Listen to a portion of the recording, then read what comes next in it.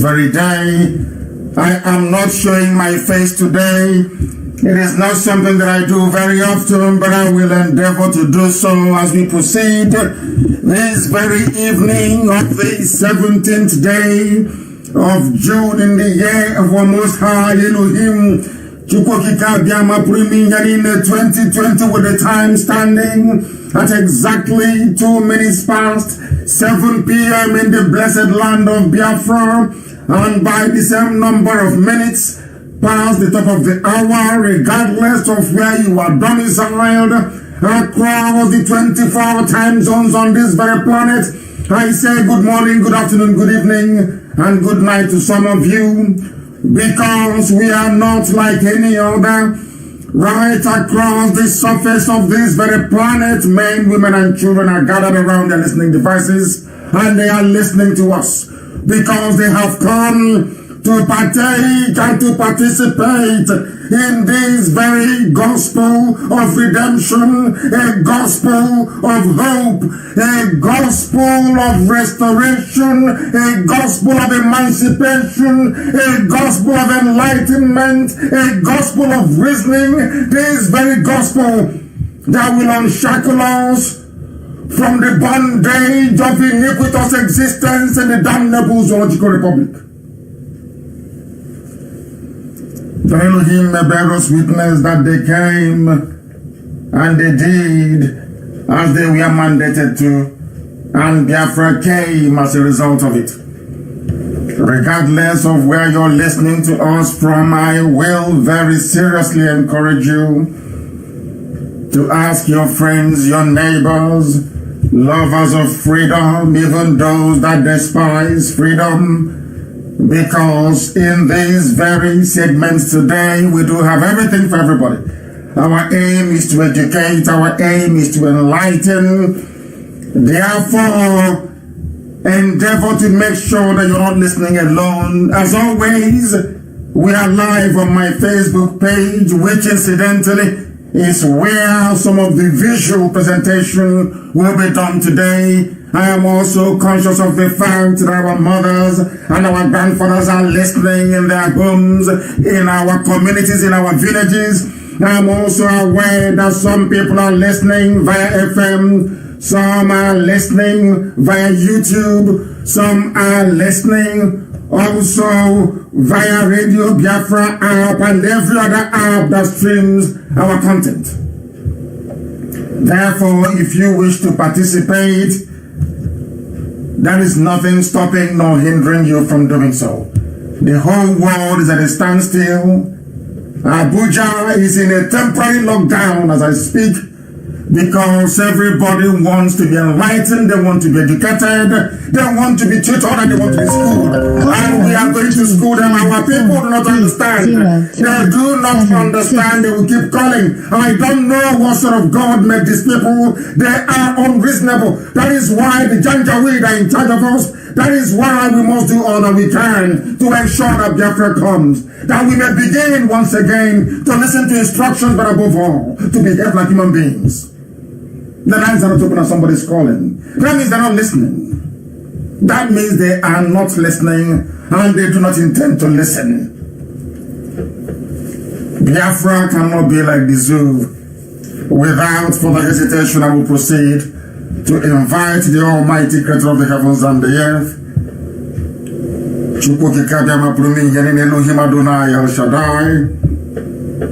the beginning and the end of all that we are, to take charge of these proceedings this evening. And in keeping with the context of our exposition, I should say, this evening, I am going to pray a very simple prayer. And I will pray that prayer in English. The reason why I have chosen to do so is to enlighten some of my fellow Christians. I will tell you why I use that word, my fellow Christians, this evening. Because we are still on that very thing. The duplicitousness, the cowardice, the treachery, the betrayal of those who are superintending the affairs of those that subscribe to Christianity.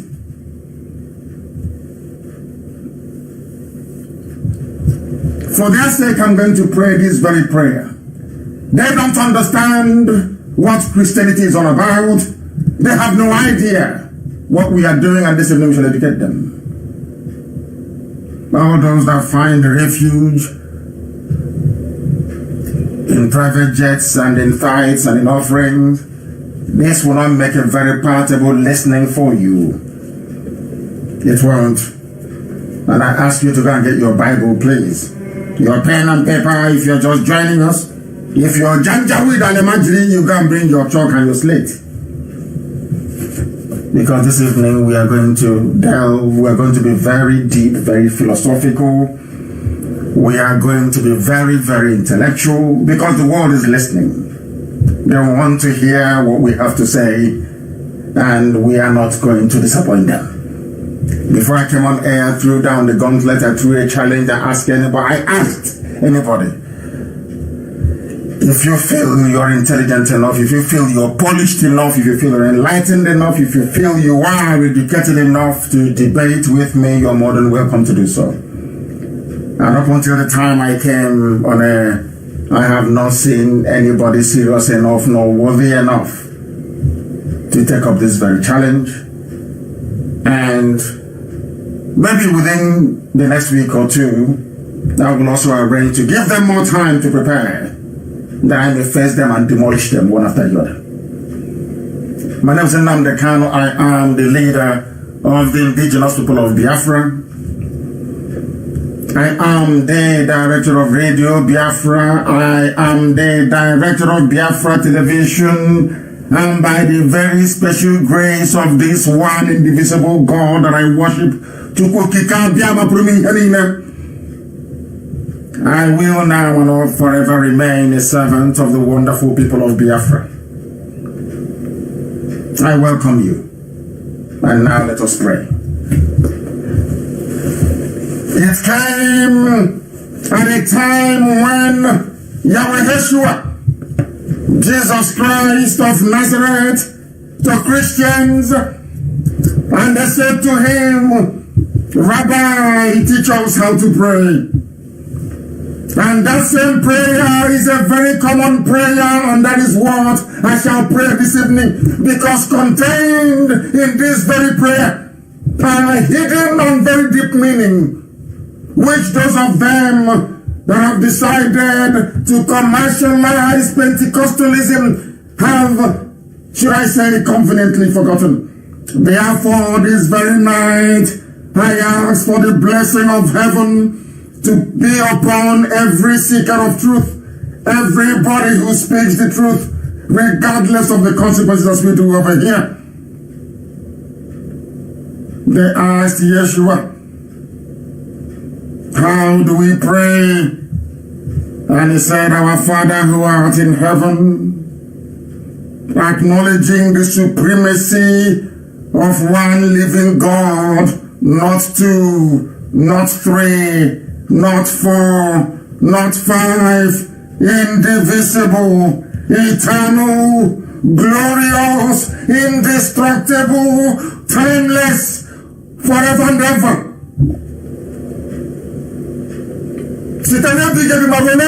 From time to time, from generation to generation, he changeth not.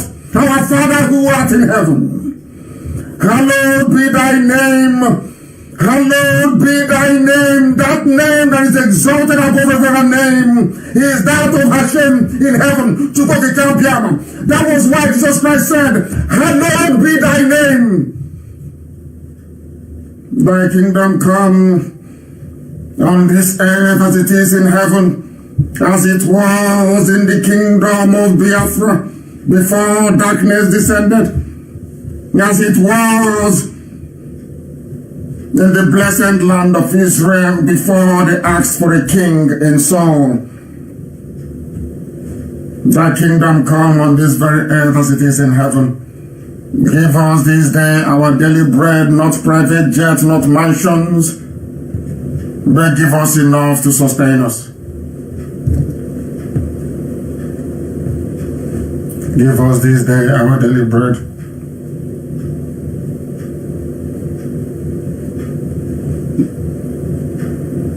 I don't know why men abandon why they abandon the truth and begin to worship the God of mammon, the God of money, the God of gold, the God of silver, and the God of diamonds.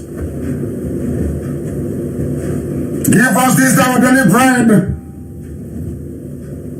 Not mansions, not wealth, not ostentatious living.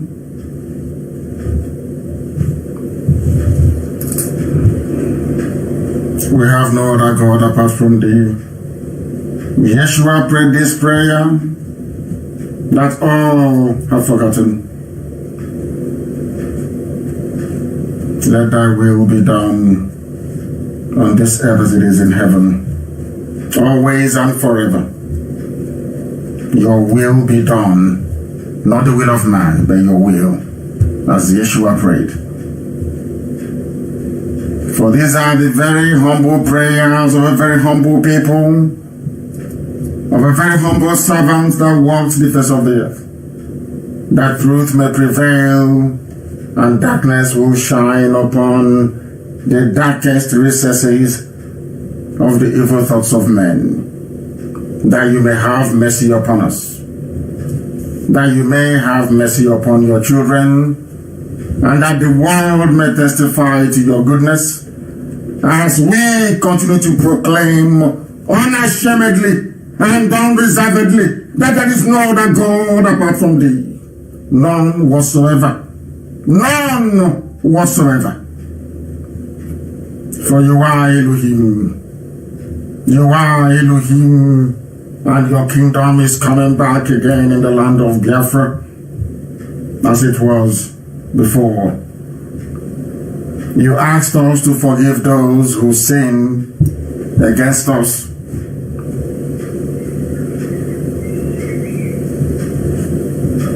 Because you have forgiven us. Only thee can forgive the sins, O Heavenly Father. Jesus was praying this prayer to you. He said, forgive us our trespasses.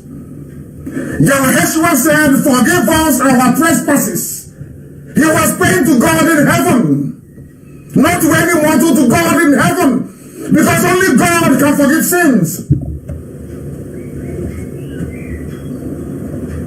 This is the prayer of Jesus Christ, not my prayer. That God may receive every glory and adoration, every praise and every honor. For Elohim decreed, thou shalt not have any other God beside me. And Jesus Christ was obeying. Jesus said, forgive us our sins, as we forgive those who sin against us. Lead us not into temptation, but above all, deliver us from evil. And he said, for thine is the kingdom. Kingdom of where? Kingdom of heaven. That is why we praise your holy name tonight, every day, always, until the end of time. From generation to generation, you'll never ever cease. Because we are your children, we ask for your blessing. That is why we ask for Biafra, that we may worship you in truth and in every honesty, without lies and the deception of man. Only then shall we be worthy to be called the children of the Most High, inhabiting the kingdom of heaven upon the face of the earth as it was in the olden times. Everything I say, O Heavenly Father, today, this evening, that mankind is listening to can be referenced. We are not saying things out of our own knowledge, our own carnal knowledge, I would say, out of the minds of mere mortals. We call upon your grace upon our lives, that your light may shine as it did shine during the time of Yeshua. Deliver us from evil. Only you can forgive sins. Only you, Almighty God in heaven, can deliver. Not man, nothing else. Not any graven image. Only thee. All power, honor, and glory is yours. Jesus said to God in heaven, all honor, glory, and adoration is yours forever and ever. He said, whenever I try to teach, I teach subjects that are incontrovertible, things you can prove yourself. I am starting this program this very evening by laying the fundamental foundations of our core beliefs and essence that man may understand. Because Africans are foolish, they don't understand. This evening we shall teach them that they may know the lies they have been told over the years. I am starting this way this evening because I made a statement which some people rather foolishly considered to be controversial when I was merely stating a fact, incontrovertible fact. I stated regarding the behavior, should I say, the very disgraceful and deplorable behavior of those that call themselves the men of God in the damnable zoological republic. My attention was subsequently drawn to the fact that my depiction of every preacher, every pastor, my, in their own words, demonization, generalization was uncalled for. And I said to them, I had to generalize because the very few, or should I say, the insignificant few that manages now and again to rise up to speak the truth cannot be regarded as being, should I say, relevant enough to dent a very valid view I hold of those who are bringing Christendom to disrepute. Because only one thing separates human beings from the animal kingdom, and that is the human mind. I repeat, the difference between you listening to me this evening with your family and your family pet, your dog, your cat, your rabbit, your squirrel, your rat, just name it, is your mind. That's all. Otherwise, we are all animals. We have the ability to reason on a conscious level. Ever since we started, our main concern has been to raise the level of consciousness in an average African, to get people to begin to reason. Once you get human beings to reason properly, every other problem becomes solvable. But where you have human beings who cannot reason, you are in great difficulty and in grave danger. And that's what we are seeking to avert. Because let me make this very, very clear. Biafra is not like any other nation on the face of the earth. And we make no, listen to me carefully, I make no apologies about that. Biafra is very, very special. Extraordinarily special. Therefore, the values that will govern our interactions and conduct within the land of Biafra is going to be at a higher level of that expected of a black race. Understand this very carefully. The greatest harm the greatest injustice anybody can do to you is to hide the truth from you, to make you ignorant. Most of your so-called pastors and clergy, they have made you ignorant. They have made you ignorant. And regardless of how deeply immersed in this ignorance you are, it is our duty, my responsibility, to make sure that you see the light. After this broadcast this evening, go and reflect, go and contemplate, go and ponder. You will come to the same conclusion as always, that we have always been right. The same way we told you that the Janjaweeds were coming 5-6 years ago when no one saw it. We knew what is happening today. We foretold it. We knew it was going to happen because all the ingredients were there. We were ignored because people are ignorant, and you get most of your ignorance from only two places in life. Only two, not three, two. From your school and from your religious your religious gatherings, either from school or from church. And it's been made very, very clear that the church in Africa is designed to make people even more ignorant. We have now substituted the ignorance of the old, the superstition of the old, very superstitious. When we see lightning and thunder, we ascribe it to one deity or the other, one god or the other. Well, it's just merely electrical currents playing up in the air. That's what there is to it. Lightning and thunder is just basically a cloud rubbing each other together, the molecules moving up and down, rubbing each other together, generating electricity. That's what there is to it. We ascribe it to deities. We'll come to that later on. And have been wondering, why is it that pastors and preachers in the zoo never stand up to the truth? Why are they always afraid? They are afraid because they don't believe in what they are preaching. That's why they are afraid. They don't believe in what they are preaching. Because as I will play later, if you believe in the afterlife, if you believe there is heaven somewhere, why are you as a man of God afraid to stand up to say that what is happening in Nigeria is terrible?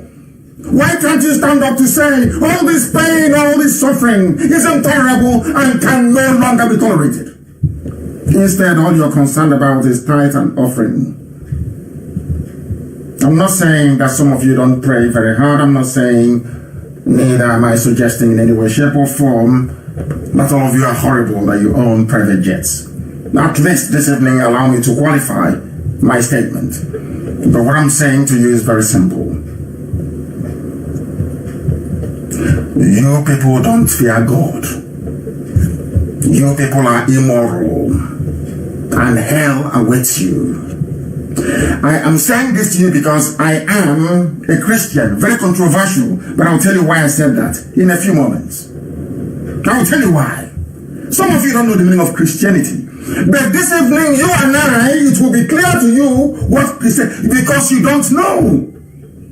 Some of you are being guided by, should I say, the doctrine of Nicaea. That's what I call it. When the Europeans hijacked the word of God from Israel, it went through Greece. From Greece, it went into Turkey. Then Constantinople. In the east. And they messed up the word of God completely. Just like every other thing, when it got to Africa, it became one massive business. And you want me to keep quiet. You want God to be angry with me that I saw something terrible happening and I kept quiet. Then you must be dreaming. That means you don't know who we are. It doesn't matter where the lie is. It doesn't matter how unspeakable that evil is, who will speak it. That people may learn. Before I go into the substance of me being a Christian that some of you don't know, or shocked to hear, because you don't know the meaning of Christianity, but I will teach you this very evening the meaning of it. And you'll be surprised. The same way we told our Ibibio, Biafra, Ibibio is Ibonta. They never knew. The same way they are saying, I'm not Biafra, I'm Ibibio. We have nothing in common with you. I asked them, do you know the meaning of your name, the word Ibibio? They don't know. Until now, they know. Ibibio means Ibonta. The same way what I'm about to tell you this evening, 99, no pastor knows the meaning of Christianity in Nigeria. I said no, not one. Because those that know in Rome, they hide it from you. Those that know in the capital cities of the Western world, they keep it away from you. The same way in those days that the clerics in Judaism kept away the name of God, the true name of God, from those that came close. Only the rabbi will tell an apprentice rabbi how Elohim should be called.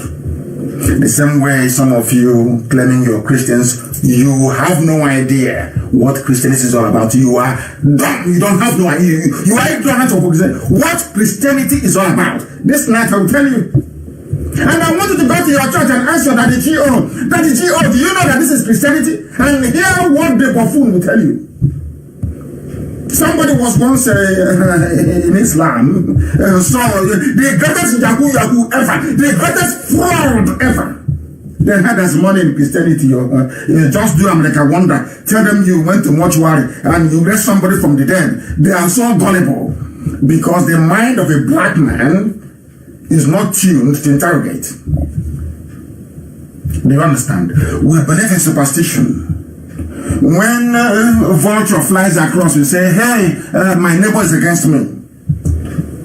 Your neighbor is against you when the vulture flies across you in Africa. But as soon as you get to Europe, you can see as many vultures as you like and nothing will happen to you. Because your mind is lazy.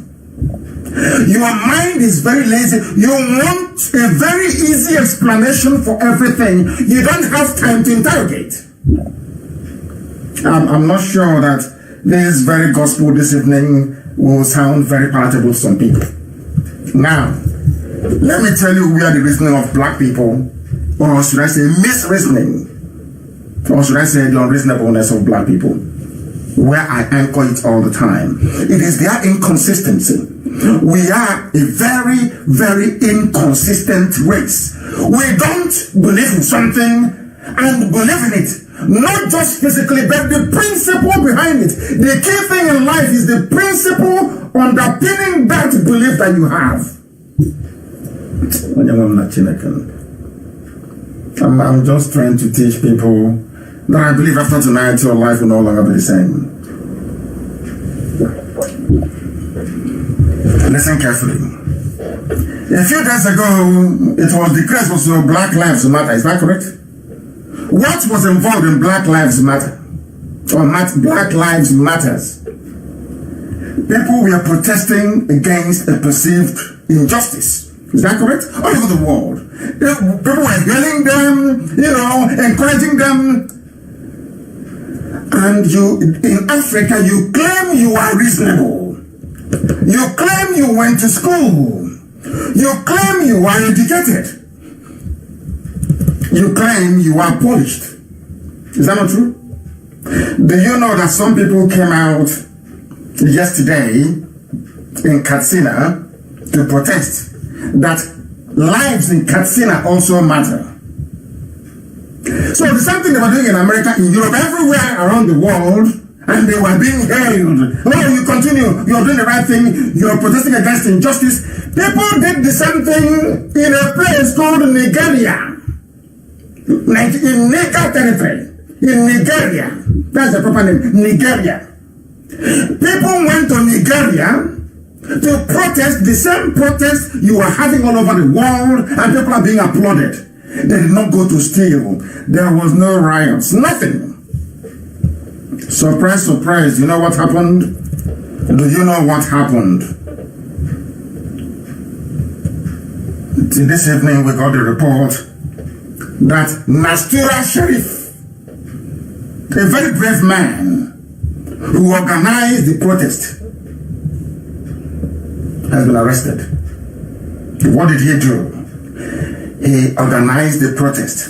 And now let me tell you why I hate Nigeria with a passion. And everybody who foolishly calls himself a Nigerian, why I tell you that black people are lower than monkeys. Let me tell you, before God and man, black people in Africa are lower than animals. I'm telling you, and I'll prove it to you now. Do you know why? People are protesting all over the world. And in the Constitution of Nigeria, there is something called freedom of expression. But do you know that Nigerians are so daft and so foolish They don't know that freedom of expression means expressing your anger or your frustration through protest. In other words, it is covered by the law. Are you following? These are places to professors, doctors, engineers. You see a black baboon come out and be reeling off their degrees and how intelligent they are, and you begin to wonder, what did this man, Nastura Sheriff, what wrong did he do? Bandits are killing them, terrorists are killing them, and they came out to say enough is enough. Now he's been arrested. This is a country without a president, a country without a vice president, a country where the army is in disarray because their leader is no longer there, Buratai, and people are pretending as if all is well. In other words, a country of hypocrites, and there is a significant, or should I say, sizable number of preachers of the word amongst them, and they've all kept quiet. Do you see how a black man encourages injustice? And do you see why we say that Biafra cannot be like any other useless, hopeless, backward African country? That is why now, before we go into Biafra, we must all be educated, enlightened, and reasonable. That's the criteria that God gave to us. You must reason very well. Now tell me what this man has done. Amnesty International was reporting that they have arrested him for protesting that bandits are killing my people. Terrorists are killing us every blessed day. Let us send a message to the government. And he came out to protest. Now he's been arrested in a country that claims they have a constitution, an enforceable, workable piece of document called a Constitution. Most people don't know that the Constitution is more important than the Bible, is more important than the Quran. It is the most important document that governs how people exist in a society. Very, very critical. Do you know in the zoo called Nigeria, they have no regard for the Constitution. And do you know why? Because they're not civilized. They are not learned. They are not reasonable. And to make matters worse, every Sunday they go to church and give whatever little they have to a scammer, to a fraudster, telling them rubbish about the coming kingdom of heaven. That he himself talking about it doesn't even know if it exists or not. He has a private jet. He has mansions all over the world. He builds schools, not to help the poor, but to enrich his family and his lineage.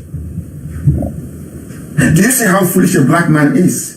But that man scamming you every Sunday and every Wednesday of your hard-earned money, he's not a thief. He's not a fraud. He's not a criminal. Do you know why? Because he promised you something you can never see, which is heaven. Because nobody has ever been to heaven. I buried my parents on the 14th. My mom hasn't come to me to say, oh, I'm in heaven and I'm having fun here. No. No one has been to heaven and back to tell us what it looks like. So the only reason why these men are flying about in their private jets is because they promised you something that no one has seen in the history of humanity. Heaven. Are you following? Are you listening to this very gospel? Now, that is number one. Number two is the fraud that the zoo Nigeria represents. Do you know what is happening in the north? That is why I love the way we preach. After listening to this very gospel, I want to play something for you so you will hear it.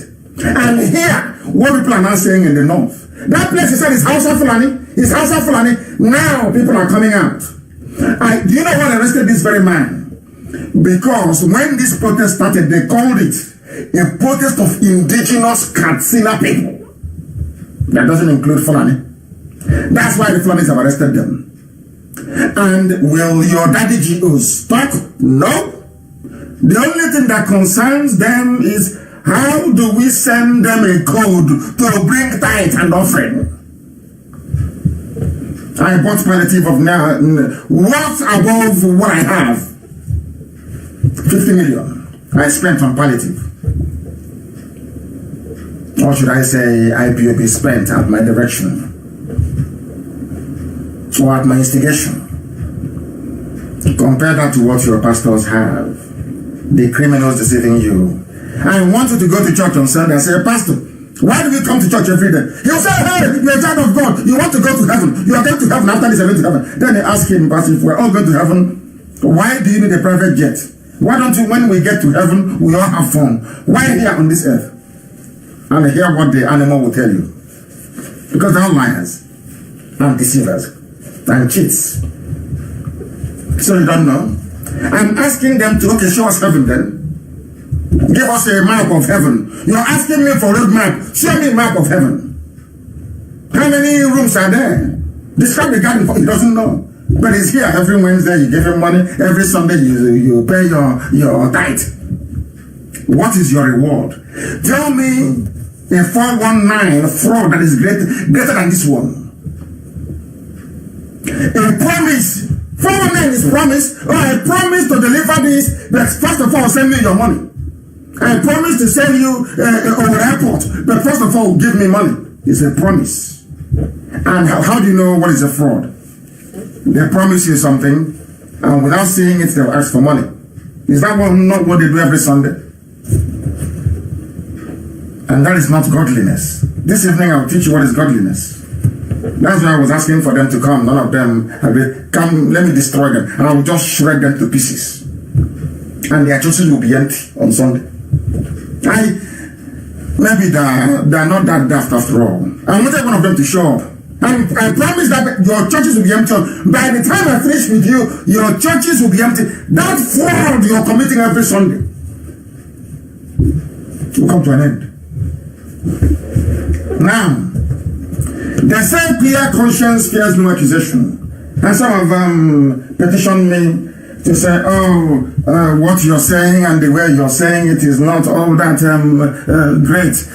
Why don't you calm down a little bit or take it easy? Some people are good. I said, if your conscience is clear, then why are you panicking? I asked. If you have nothing to be afraid of, can you please tell me why you are panicking?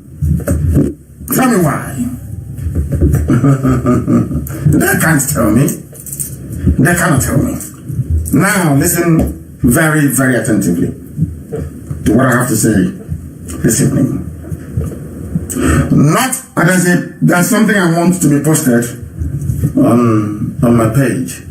Not all, I repeat, not all advice from old people you should listen to. Remember, foolish people also grow old.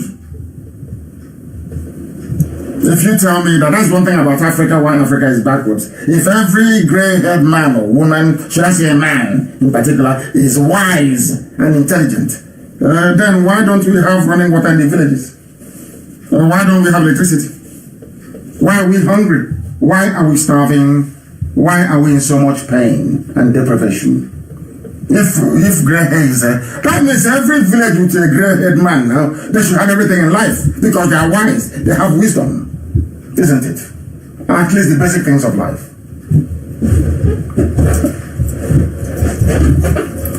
Nobody is more Christian than me. Listen carefully to this. I said nobody is more Christian than me. And some of you prefer what I call religious labeling and attachment. You don't follow the core principles of what you claim you believe in. You prefer to perhaps, cloak yourself with one label or the other. I don't. Now listen. All your fake pastors with their trough and their tithe and offering box. I know that some of you live off tithe and offering, so you will try to defend what is in essence indefensible, but that's entirely up to you. You're a black person, that is the way you are, and that is why Africa is backwards. People do not stand up to defend the truth, but here we always do so, and we will continue to do so. It doesn't matter what they do, it doesn't matter how they are panicking tonight, bribing Facebook and others. Oh, try and stop them. You are wasting your time. Absolutely and totally wasting your time. Now, I said I'm a Christian.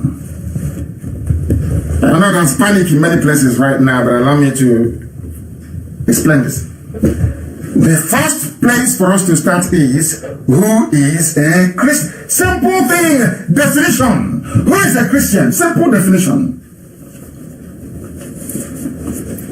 And we have it here, even from Wikipedia of all places. Christianity is an Abrahamic monotheistic, remember the word, Abrahamic monotheistic religion based on the life and teachings of Jesus of Nazareth. Its adherents are known as Christians. They believe that Jesus is the Christ whose coming as the Messiah was prophesied in the Old Testament. Now we go back. Is it very clear to you? They said that Christianity is a monotheistic, M-O-N-O-T-H-E-I-S for sugar, T-I-C. Do you know what that means in simple English? It means a religion that recognizes only one God, not two, not three, not four. In other words, here, your Holy Trinity teaching is out of the window. It is here very clear. A Christian is somebody who behaves like Jesus Christ. Somebody who loves the truth. Somebody who is outspoken. Somebody who has no fear. Somebody who is righteous. That is the meaning of Christianity, because you have pledged to be like Jesus Christ. And who was Jesus Christ? Jesus Christ was a monotheist. Jesus Christ believed in monotheistic religion, in one God in heaven. Incidentally, I might add the same thing as Islam and the same thing as Judaism. So do you see how all three are one? But we'll get to that later. Now listen very carefully, please. Listen very carefully. What is monotheism? Please Google it. M-O-N-O-T-H-E-I-S-M.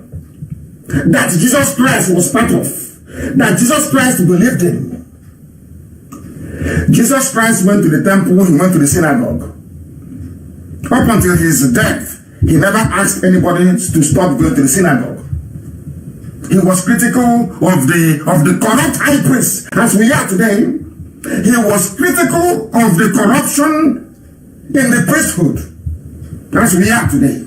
The same way we are concerned about the corruption in the church. So who is more Christian? Us or them? I will continue. What is the meaning of monotheism? It means one God. One. Only one. Not two, not three, not four. One, only one. And incidentally and funny enough, the same one God that Judaism believes in, the same one God that Christianity believes in, the same one God that Islam believes in. One! Then you ask yourself, why are people all over the place? We'll get to that later as well.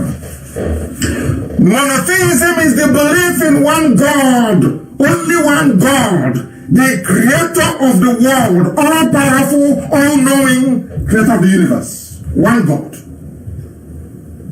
Are you following? So Christianity is a religion of only one God. Because if you claim you're following Christ, that was what Christ said. Our Father who art in heaven, hallowed be thy name. So I'm asking you, all this your stupid doctrine you got of to steal money, you no longer speak the truth, you are afraid. Who are you following? Is it the same Jesus Christ you're following? It's a simple question. Is it the same Jesus you're following or another one that you're following? Okay, I understand you're doing all these things because of the money you're getting every Wednesday and every Sunday. And being black people, the only thing that matters to you is how well off you are in comparison with other people who are not as privileged as you are. In other words, you are a very wicked human being. Not should I say a very wicked soul. Is it becoming very clear? Now that you know what monotheism is, during the time of Yahushua, I want to refer you back to the Bible, the book of Deuteronomy 6:4. Before I research anything, I go to something that is incontrovertible. The end all of every discussion. This in the book of Deuteronomy. Israelites, you are being told from, because some of you don't know. It is from the same Israelites, the same Judaism, from the same Jew that Christianity came. The same Judaism. The same Judaism. Some of you have forgotten that Jesus Christ was a Jew. Judaism. His name was Jesus. God's, the meaning of Yeshua. Yeshua is Jesus. God saves. If you don't know, that's the meaning of the name. In Deuteronomy 6:4, hear, O Israel, the Lord our God is only one Lord, only one. One, not two, not three, no, one only. This was what Jesus Christ was born into. He went to the synagogue to teach. He went to the temple to go and preach. He didn't go to any church. He did not go to any church. I want you to go and show me where Jesus went to church before. He's never been to church before. I'm not saying that going to church is a very good thing. If you can find truth in the church, please go. It's a good thing. But the churches you have in Nigeria, Lord have mercy. I want to let them understand that no basis for the extortion scheme. Even if they're just stealing money from people and keeping quiet, you will understand it. You steal money from people, you don't condone evil. In fact, you come out brazenly to support evil going on in Asrock. And you tell me you're a man of God. People are suffering, dying. When they arrest, they kill them. When they protest, they shoot at them, they die. When they protest, they arrest them. And you're a man of God and you keep them quiet. And you claim you're a man of God. And people are dying every day. People are suffering every day. All that bothers you is tithe and offering. And I'm trying to prove it to you that house you're claiming is the house of God. That Jesus never went to a church. He never did. That is the truth. Some people don't like it, but to hell with you because it is the truth. Show me in the Holy Book where Jesus went to church. He went to synagogue and he went to temple. Simple common sense we don't have in Africa. Common sense we don't have. Ask yourself a simple question. Did Jesus go to church? Ask your father G.O. or Reverend G.O. Please. Did Jesus Christ ever go to church? Yes or no? If the answer is yes, then show me in the Bible. Show me now in the Bible where he went to church. Is it St. Mark or St. Peter or St. Luke or All Saints Church he went to? Show me now. They can't show you because they've been deceived and they too are deceiving other people. That's what they do very well, deceiving other people. And people say, oh, but don't say it. It's a bit I say, shut up. But if people were thinking the way we think in Africa, do you think man will go to the moon? How do you think you're using a mobile phone today? Some of you are listening to me now via your internet, you going to Facebook. Do you know that would have been possible if not for Yuri Gagarin, a Russian that went to outer space? Or you think it's just magic? You pick up the phone, it's just magic. You don't know that men die trying to go to outer space to launch satellites so they can have mobile phones? Don't you know that? Remember when they used to say to us, if you go up in the middle of the night, you see spirit. Imagine if Yuri Gagarin had or the Russian space agency had succumbed to superstition. That, oh, maybe out there in the cloud, there are angels, they won't allow you to come in, They went to outer space. After that, America started going. From going to outer space, they started to launch satellites. That is how you have a mobile. That is why when you call now, I can hear you. Do you think there's a line? Is there any fixed wire from where you are to where I am? So you don't know that when you make a call, it goes to heaven first, and then it comes down to earth. You don't know that? Don't you know? I'm asking you, if white people were to be as superstitious and ignorant as black Africans, do you think they'll be more food today? I'm sure you know the answer to that. So don't be afraid. Ask your pastor. If Jesus Christ went to church, show me in the Bible which church did he go to? Is it apostolic or assemblies or winners or which one? Or Baptist? Ask him to show you. He can't show you. Do you know why he cannot show you? Because Europeans went to Israel, took away their name, took away everything, called them Palestine, destroyed the land of Israel. and took God. That was the name. God that had his temple in Israel took him and went to Europe and bastardized it and exported to Africa. People are jumping up and down like idiots. It is the truth. Anything I tell you is verifiable. In the book of Deuteronomy 6:4, hear, O Israel, there is only but one God, not 2, not 3, not 4, not 5, not 6, not 10. One. And that's what I believe in. Do you see how I'm a Christian? Do you see how I am an adherent of Judaism? Do you see how I am a Biafran? Because where we come from, who don't know Chibeze Iwala in what we are doing? What's his name? Do you know his name? Translate into English. God is King. So I don't need anybody to preach any nonsense to me, to tell me that God is number one, that is not that God about the mighty God in heaven, the Lord of hosts. I don't need any white man to teach me anything. Am I foolish? The name will be the child of God in heaven. Not just somebody's child. You are the child of the... How can I explain this thing that people will understand what I'm saying? I don't know. I am teaching you what they can never teach you in Sunday school. Because if they teach you this now, there will be no more tithe and offering. No more private jet. No more private jet. God, you will say it. What caused the problem? Some of you don't know. Some of you do not know and may never know that Jesus Christ had a brother. It is in the Bible, it is written, it's commented upon heavily. His name is James. Incidentally, James was also a disciple of Jesus Christ. Some of you don't read the Bible very well. I am reading from the same New Testament that you have in your hand now. That pastor is using to deceive you, you have it in your hand. I suggest you can read the entire book of James. You know the funniest thing? You know the book of James? Very nearly they would not have added it as one of the canonical texts at the Council of Nicaea. Do you know why they didn't want to add it? Because what James was saying as the brother to Jesus Christ was exactly what Jesus was preaching. That you must observe the Shabbat. That the Shabbat is the last day of the week. You know, they said no. He was telling them, no, it is. That was why do you know the man, the reformist called Martin Luther? Do you know him? Martin Luther was arguing for the gospel of St. Paul. St. Paul was not born in Israel. He was born in present-day Turkey. He was a foreigner. He was a convert.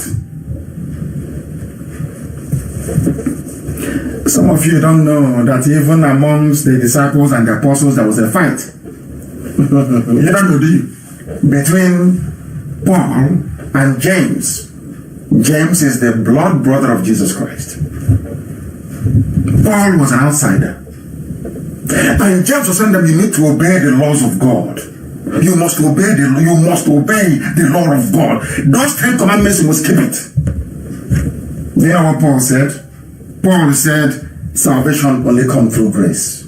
A deviation from the laws of Israel that God gave to Israel, the 10 commandments. That's the problem. God, it is in you. Go to your New Testament and take 2 days. After reading James, you will repent overnight. He was a Jew. How should I say an Israelite? An Israelite. Because when he said the word Jew, you're not referring to the house of Yehuda, the house of Judea. That's all. But of course, he took everybody's name. What I'm teaching you is priceless. Go and check it. I'm not a dumb fool. People that get upset when they hear the truth, and you're telling me one day you have running water. How is that possible? With your level of stupidity. How is that possible? Do you know how the Bible got to Europe? Before they brought it to you? The first slave ship out of Africa was named Jesus. Are you aware of that? People are just dumb. after tonight, I'm not sure that there'll be many left anymore, to be honest with you. But it's the truth, I must preach it. Let thy will be done was the prayer. My aim is to educate all these criminals and what I call false Christians and biblical scholars, whose only reference is the post-Council of Nicaea literature. They don't know anything. It was when when Emperor Constantine called them for a meeting in Nicaea, that they all went and decided to, they sat down and said, okay, we'll accept this one, we won't accept this one. And then they decided Shabbat is no longer on a Saturday but on a Sunday. But James said it very clearly. Did Jesus Christ keep the Shabbat or not? He, of course he did. He's a Jew. How can the person you're following is a Jew and you're saying you're not a Jew? Does that make sense to you? I don't know how foolish people can be. I don't know. Do you actually know the meaning of the word Israel? Do you know the meaning of the word Israel? Israel means the Prince of God. Prince of God. Israel. So you don't know that? God gave his commandments, his laws to his children and said this would define you. On the 8th day you circumcise your child. On the 8th day I was circumcised. All my children on the 8th day they were circumcised. My boys. So I try to understand people talking. You sit down, you just start to talk rubbish that you don't know. Rubbish you don't know. Because you're not learned. You don't even take time to read the Bible you're holding and shouting Holy Ghost fire. You don't read it. Go to James and read James. You see what Christianity is about. Not the grace being preached by Paul. When Paul was traveling back, when Paul was going back to Jerusalem, he was afraid. He thought they would attack him when he goes to Jerusalem. So people were upset with him. He said this wasn't what Christ was teaching. Christ never said, throw away everything, you can eat pig if you like, you can do this, you can walk about uncircumcised. Rubbish, that was not in the laws of Israel. And Jesus Christ was circumcised on the 8th day. Oh dear me. They can't teach you this. In all those business centers you go to every Wednesday and every Sunday. Now listen. My aim is to educate. Not to castigate anybody, but to educate. Because everybody acknowledged, even Christians more so, that Jesus Christ prayed to God Almighty in heaven, referred to him as my Father, who art in heaven. Then why don't you do what Jesus is doing? You are a Christian, which means Christ-like. You believe in the existence of only one God. Only one God.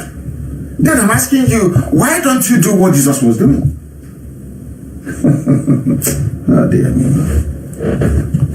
What Europe has done over the years was, even some of you I'm talking to now don't know that Mary went on to have other children. Mary had other children. Her and Joseph had other children. They don't teach you that in Sunday school.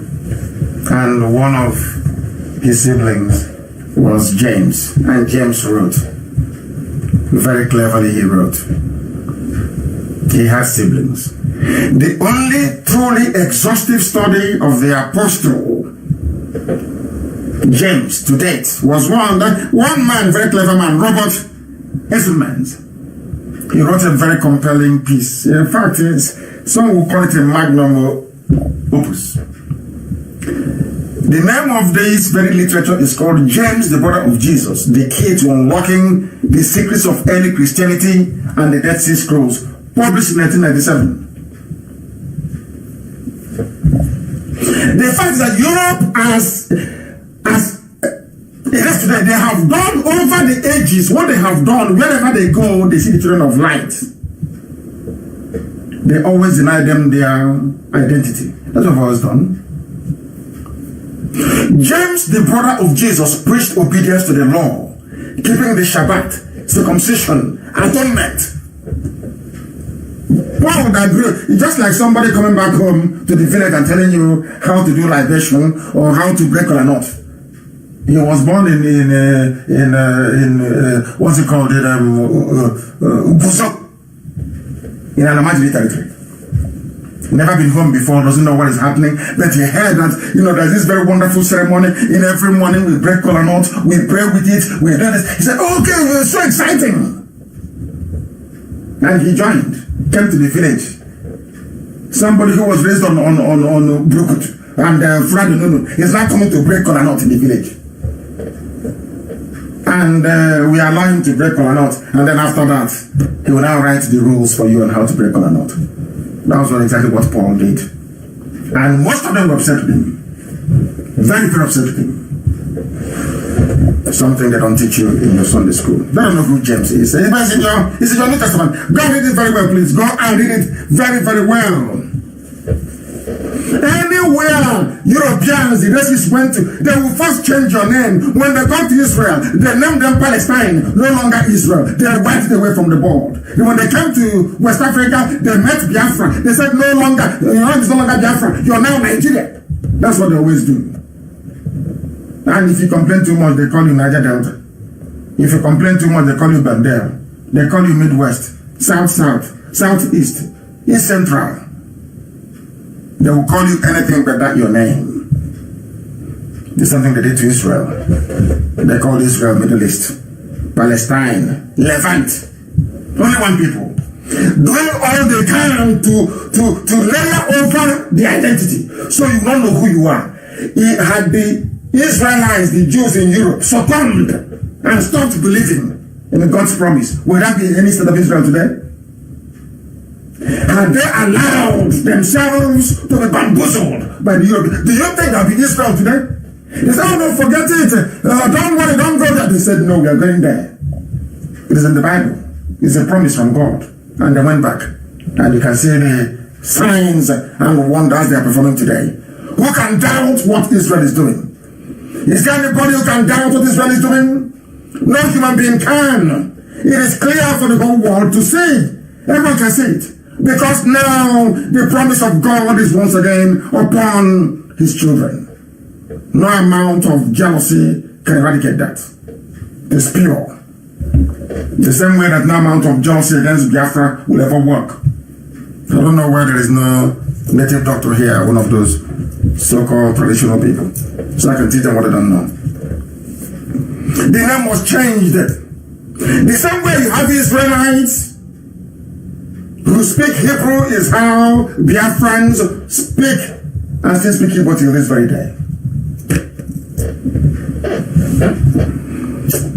Oh dear me. And all they do is let me just play something for the business center owners. Their jet now that is locked down, their jet, they are worried. They want to do fly about and perform miracle.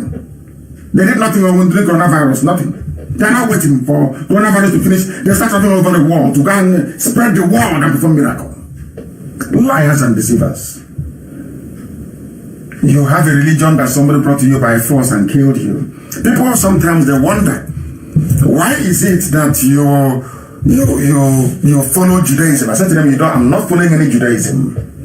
I went back to the religion of my ancestors. They said, but how? I said, yes.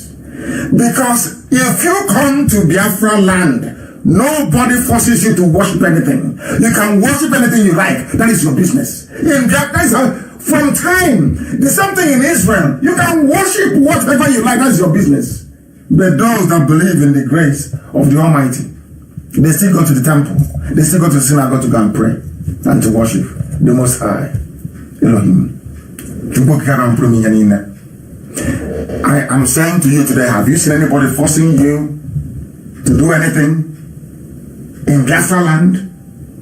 Have you seen anybody saying, oh, we have this deity here in my village, you must worship the deity in my village?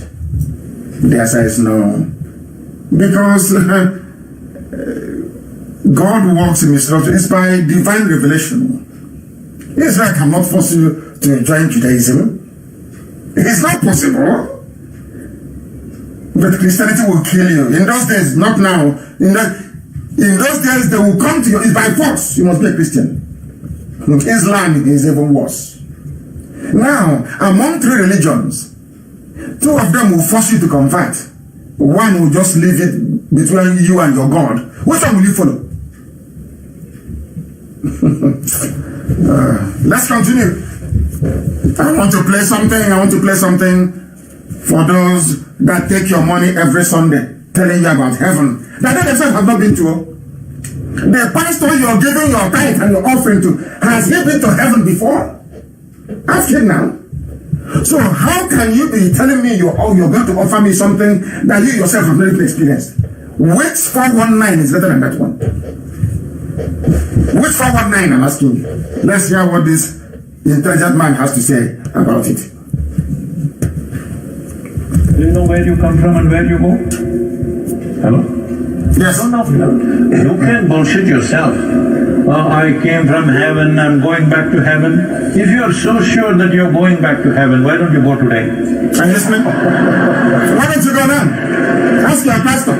If we're all going to heaven, pastor, with private jets, why don't you go now? Why are you waiting for until when you're 100 years old? Why don't you go now? That's the event. Let me start. I love this man. He's an Indian, very intelligent man.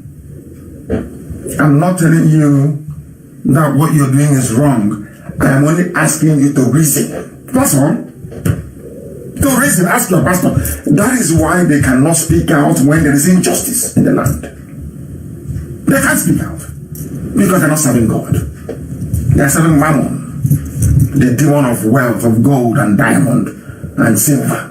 Not God in heaven. Listen again. I'm asking you, do you really know? Do you know where you come from and where you go? Who knows where they're coming from? Nobody knows. You are just given birth by your mom. That's all you know. Do you know where you're coming from? Do you know where you're going? Nobody knows. Ask your pastor. Oh, you know I'm going to heaven. How do you know you're going to heaven? How? He cannot answer you. Superstition. African superstition. That is why we're not making headway in life. Let's continue. Hello? Yes. You don't know. You can bullshit yourself. I came from heaven, I'm going back to heaven. If you are so sure that you're going back to heaven, why don't you go today? Are you listening? If you knew that you are going to a better place than here, why don't you go? This is the greatest crime. It's a crime. The greatest crime in the history of mankind. A fraud. Fraud. My people are scared because our millions is their hope. It is Elohim commanded me to preach the truth. It doesn't matter who is hurting. I must preach the truth. I must preach it. Who has been to heaven? Have you been a pastor with private jet? Have you been there before? They say if you don't know where you're coming from, you cannot know where you're going. Do you know where you're coming from before you were born? So if you don't know where you're coming from before you were born, how can you know where you're going? It's a phenomenon of life. That is life's phenomenon. You know that very well. That is even saying in our place, if you don't know where you're coming from, there's nobody can know where you're going to. So nobody knows. Only Elohim knows. You pray, you worship God in truth. Live a very simple life. As a preacher of the word. And you're in a mansion. And those who are collecting money from, they are suffering. They are peasants. And this truth has not been preached. I don't know why Africans are afraid of it. Confronting this demon of ignorance. Demon of ignorance. Rubbish. It must be preached. Humanity. That we told people there is a better place than this. Yes. This is a crime. Because this is not allowing human beings to live their life to their full depth and dimension. Listen, because somebody promised you heaven, how can you work hard here then? That's not what happened in Africa. You are suffering, you are dying, mosquito is eating you up, that is Ebola, that is typhoid, everything. Every man of pestilence is against you. Oh, that is so. When we die, I'll go to heaven. Can you believe such rubbish? And those that brought you the Bible, they are doing very well. They no longer go to church. I'm not saying that church is not a bad thing. I don't want to be misunderstood. I am not saying that church is not a bad thing. No. The worship of Almighty God in truth and in every honesty is not, I repeat, is not N-O-T, not a bad thing. Is when you become stupid in the process that I have issues with it. Because they think the real life is elsewhere. Now, do you have any proof that you are not already in heaven and making a mess out of it? People are laughing because the man is making a whole lot of sense. People are now laughing. That's how life is. Truthfulness, honesty, and uprightness. Once you do it,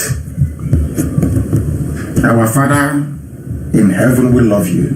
Why you're going to, nobody knows. Let's stop deceiving ourselves and do the best we can to bring that kingdom of heaven to this very earth. That is Biafra. That's what we're doing.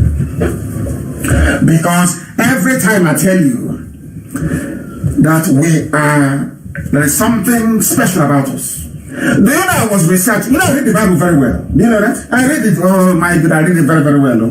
More than your daddy G.O. or daddy P.O., whatever I call them. I read the Bible very, very well. And that's where I'm lecturing from this evening.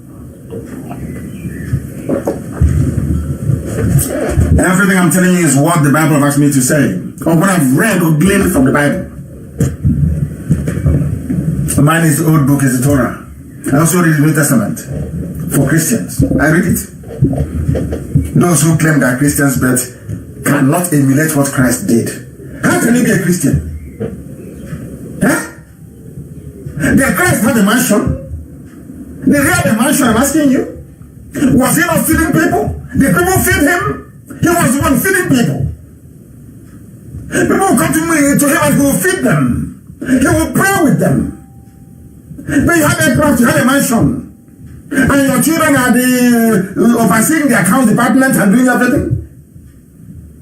The word of God is not a franchise. The word of God is now a franchise. Europeans did it. That is why they no longer go to church. But the original people still have it. Every day the synagogues are full. Every day people go to the temple to go and pray. And that's how it should be. In the book of John, I wish I had one cleric, a scholar of the Holy Book. I'll eat them alive. Go to 1 John chapter 1 verse 5. 1 John. I want to let people understand what is hidden from you. You don't know who you are as a Biafran. You have no idea how precious you are before God in heaven. I want to prove it to you. Why they hate you. Why they hate Israel. Now ask yourself, we are not related to Israel. It's because Satan is talking through them. The same way that you see a Jewish man and you hate him for no reason is how you see a Biafran and you hate him for no reason, just hatred. Because God loves him. God loves her. They are the children of light. And you think it's a joke? Let me go. I preach this almost every 2 weeks. Do we have a place in our land what we call Ihe? We pronounce it Ihe. It's not Ihe. It's Ihe, light. Is there anybody you know in your village answering in Hechi, the light of God? Have you heard of that before? There is a place in Arochukwu called Ihechi-Owa. The place where the light of God shines. In case you don't know why the ancient temple was in Arochukwu. Ihechi-Owa, the place where the light of God shines. In Arochukwu. Ihechi-Owa is in Arochukwu till this very day. Ancient. Over 5,000 years old. It's still there till this very day. Ihechi-Owa. Ihechi, the light of God. And that was before the Bible was compiled. And let me tell you what 1 John 1-5 says. That your pastors don't know and can never teach you. Even if they come here and is a pastor with some sort of tribal or ethnic bigotry, they'll pass by, they won't teach you this.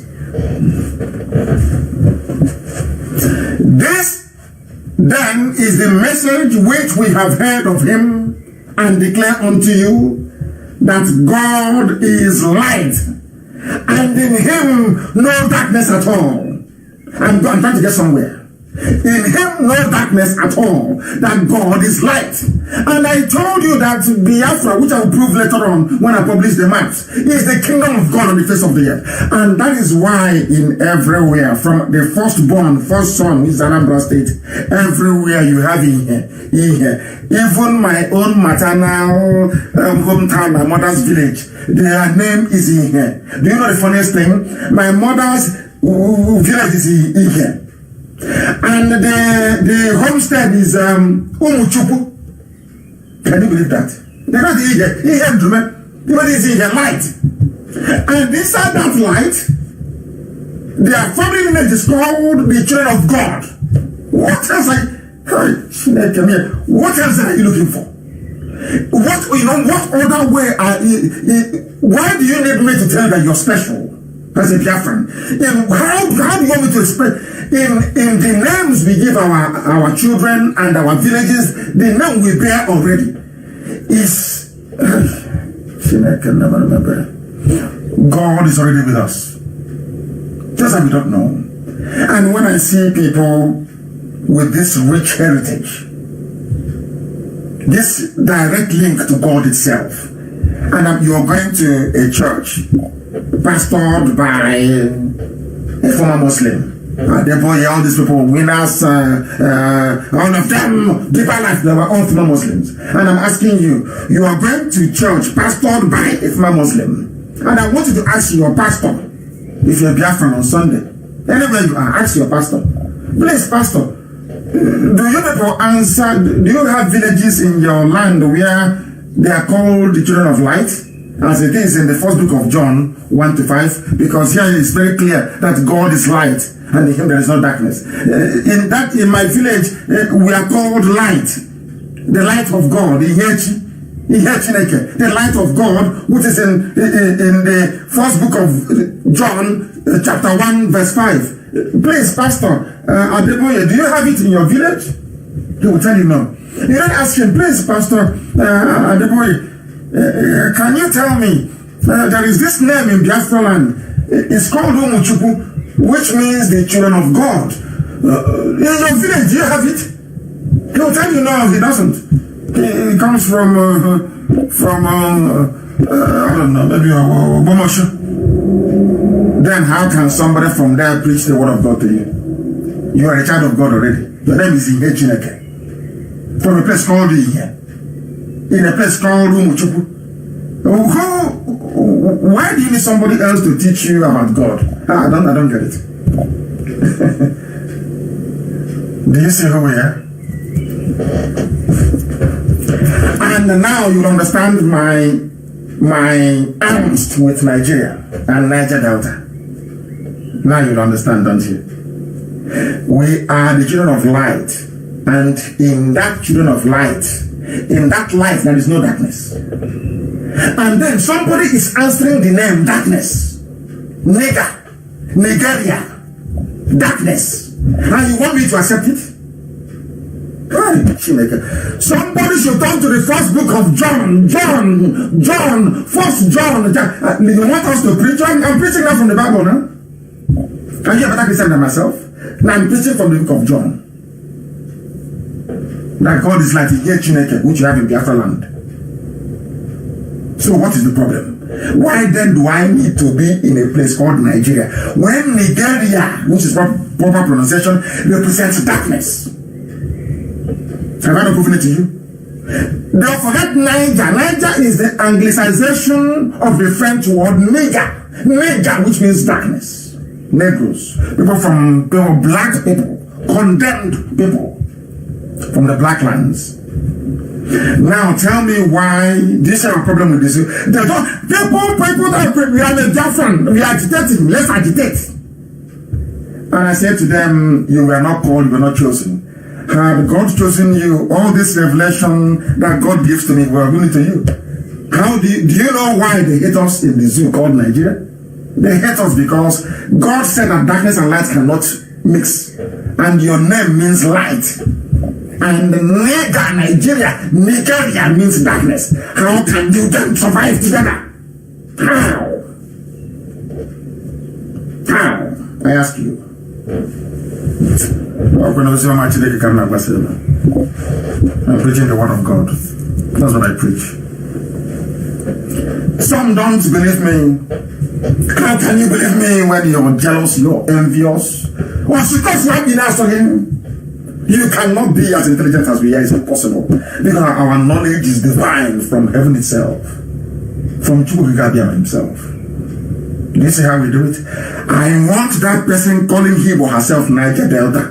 I say, shame on you. Shame on you in this life and in afterlife if there is one. You have brought darkness into Biafra and it can never work. Do you see why Niger Delta is poor? People are playing with God. Do you see why Niger Delta is very, very poor? Impoverished. They go to toilet in a stream and my people go there to fetch water to drink. Because you are a child of God and you call yourself darkness. It's like, can anybody name their child Satan? Never seen this before. Can you wake up in the morning and you name your child even Hitler?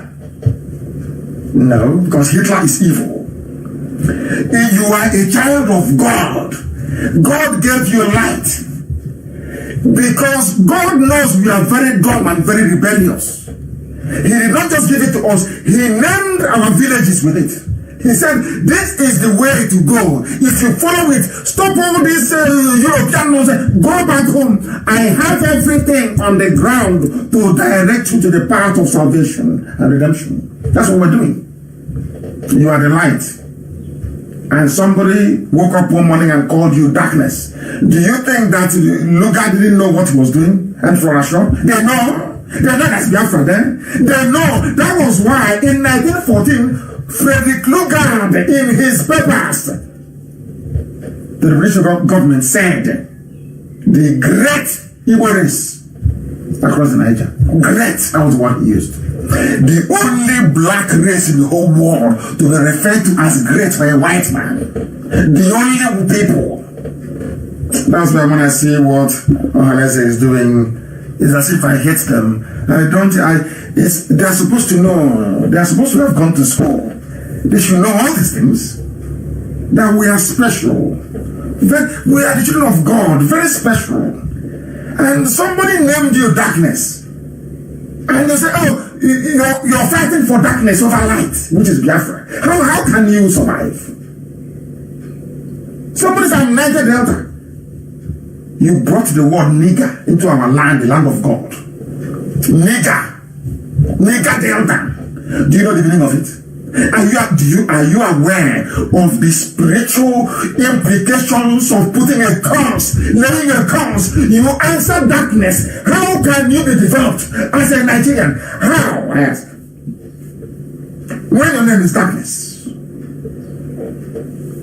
Your pastors don't know this. A white man came and called us nigger, and we accepted it. Nigeria, nigger area.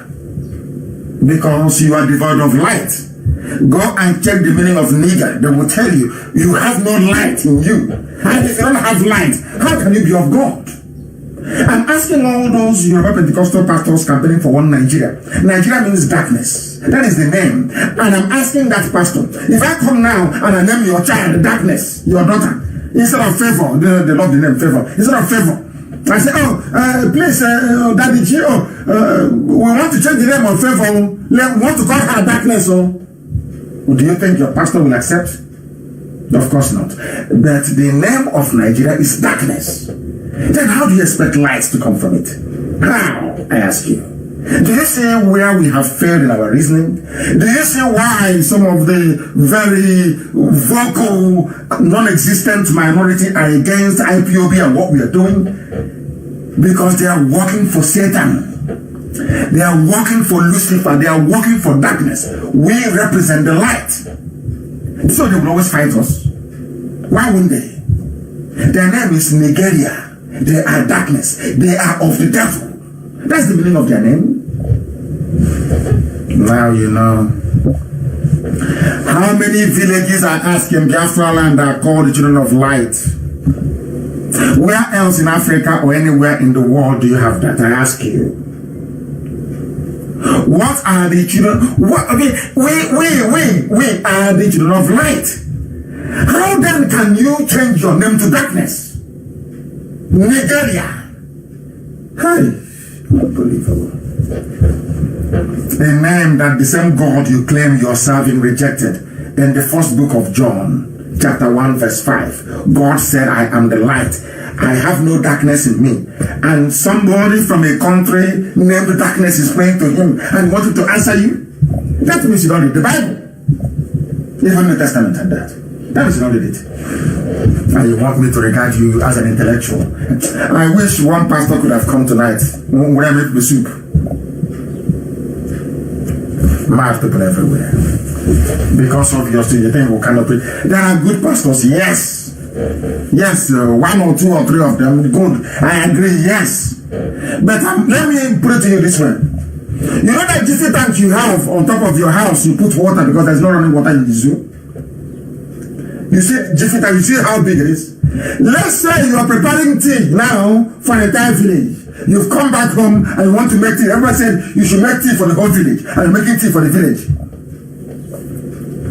And you're using a very big tank to boil. And it is now time to sweeten that very tea. I want to give you an analogy. Why I said every pastor. Listen carefully, please. You know, we are black. Sometimes our reasoning is a bit funny. But let's try and listen and pay attention. You have come to the village. And somebody said, prepare tea for us. And you have this massive pot on fire. Boiling the water or brewing the tea. And now it's time to sweeten the tea a bit. And you went into your kitchen and you only have 1 cube of sugar left. Only 1 cube of sugar. And you drop that cube of sugar into the pot and stir it. Do you think you'll notice the difference? Will you notice any difference? I ask you. If you have brewed, if the tea are bitter herbs, do you think that 1 lump of sugar in a 1 huge, maybe 40-liter tank or pot will make any difference? Answer me. Will it make a difference? The answer is no. So although there is sugar in the house, it is not big enough to even make a difference for its use or purpose. So you might as well not have any sugar at all. Now, do you understand? Let me have a sip of water, please. We are live and we are direct. The whole world is paying attention, rapturously listening to a divine gospel of redemption. After this, you reason overnight. You are in a zoo called Nigeria. Any idiot saying we are Niger Delta is bringing darkness into our land and they should be held responsible. They are those that Satan is working with. When somebody gets and says, I'm Niger Delta, that means you are a product of Satan. Lucifer sent you on a message to destroy his light. I have scripture to back it up.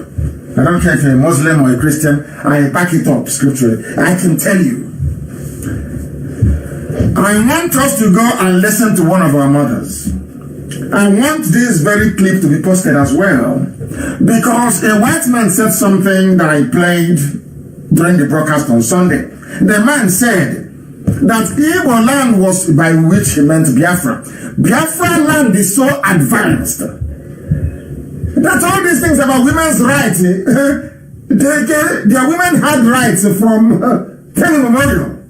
I want to prove something to you today. Some of you have seen this clip before, but you know the way we are, we don't read meaning into things. You just, looked at it and brushed it off. I want you to go back to it and read and listen to what she said. And then go back to the first book of John, chapter 1, verse 5. This is a woman who is into tradition. In Anioma, in Igbo land. Anioma is Igbo land. If you don't like to jump into the Niger. Anioma in Igbo land. This woman She is just the one, titled the woman king, the lady king, just the one. She is doing what men do. She is pouring libation. There are places when you go and tell them that in Igbo land, women can pour libation and pray and break or not. They say, how is an abomination? Because they know nothing about our culture and way of life. There's the one you can. Not every woman, but a titled woman can. And I want you to listen to her. A very beautiful, beautiful. I don't want to say too much. I can be blamed. A very beautiful woman. I wish I lived in her time. I would have married her. She's so pretty. Unbelievably pretty. The Omu of Anioma. Very beautiful. My goodness. I love her so much. Let me play what she said about light and who we are. Then you know who you are. You stop going to all these criminal enterprises called churches. Go. Listen.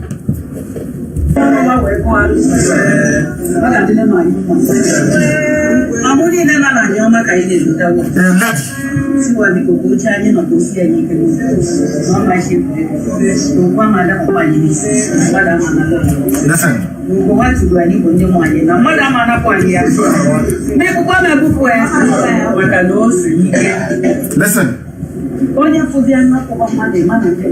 If you say us and you say you've not seen anybody, now like the zoo was doing with IPOB, then you know you are looking at spirits. If you see us coming and you claim we are nothing, you have not seen us. That means you are seeing spirits. That is the libation she's pouring. This wonderful woman, wonderful woman, doing what men do in the land of the ancient people.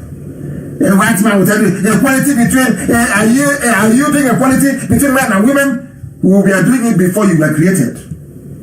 I said to you times, we had equality of men and women before God made Caucasians. If you don't know, listen. They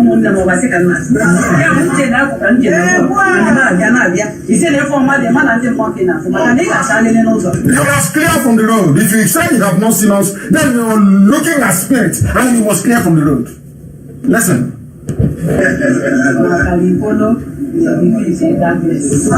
You know what he said? Darkness cannot defeat light. That's what she's saying. Can you listen? If we are the light, the children, this is an age I have not spoken to her before.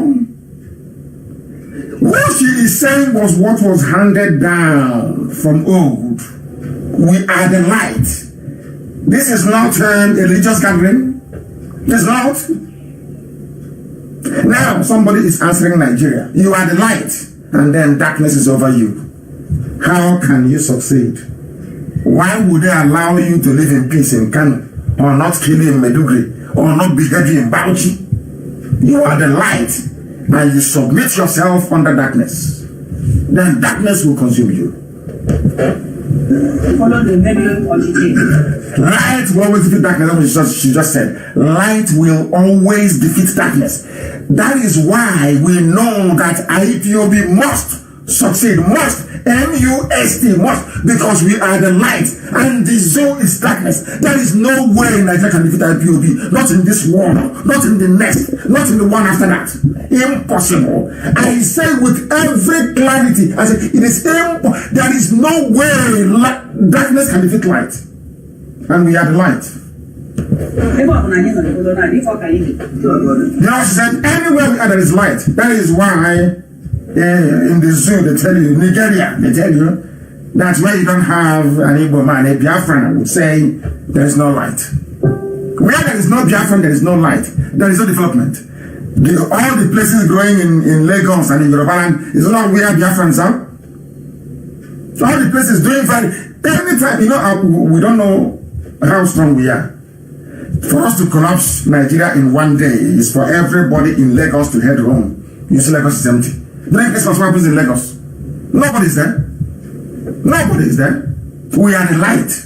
Once we go back home during Christmas, there is no light in Lagos anymore. That light goes off. True or false? I'm asking. That is how powerful we are. And I thank this our mother very, very much for giving us this very wonderful prayer, I'm telling you. She didn't pray for us, people want to see her. We just got hold of the clip. Now, what you are about to hear, I would say, sums up in a way, I suppose, the stupidity of a black man and those that go to church. I want to demolish them. My job tonight is to demolish them beyond recognition. I want to prove to you how foolish a black man is. I want to prove it to you. I want you to listen very carefully, please. Listen. Your Excellency, Barrister Rotimi Akeredolu. Yes. This is not a fight on him. It is just stating the truth. Listen, somebody is talking to Akeredolu, the governor from Ondo State, due to the poor facilities in the hospital. And when he finishes, then I'll tell you what I want to tell you. I want to tell you how foolish we are. And I want to tell you how evil these are the Jews are. Evil men. Evil men they are. Who will quench you, children of perdition, carrying the Holy Bible, not only extorting and lying with it, but deceiving you to your early graves. I'm going to prove it to you here now. Listen carefully, please. He's a Yoruba man, his name is Sheyi Law. This was the man that insulted me, insulted IPOB, insulted the whole of the Biafra movement, saying Nigeria is, you will say, Nigeria is nice. I want you to listen to him. Listen. And know that Elohim is fighting for us. Listen. This morning, my mom's younger sister had an accident and they didn't have the right equipment to take care of her at the general hospital in Ibadan. And in just a few minutes, she's been pronounced dead just because she fractured her leg in an accident. Please, let's do the right thing. Suffer them. Please. Are you listening? he lost somebody, so I shouldn't be laughing. I commiserate with him. I feel his pain. But this is the story of your average Nigerian. A Nigerian doesn't reason. Reasoning is not one of the strong points of a Nigerian. Now, listen very carefully.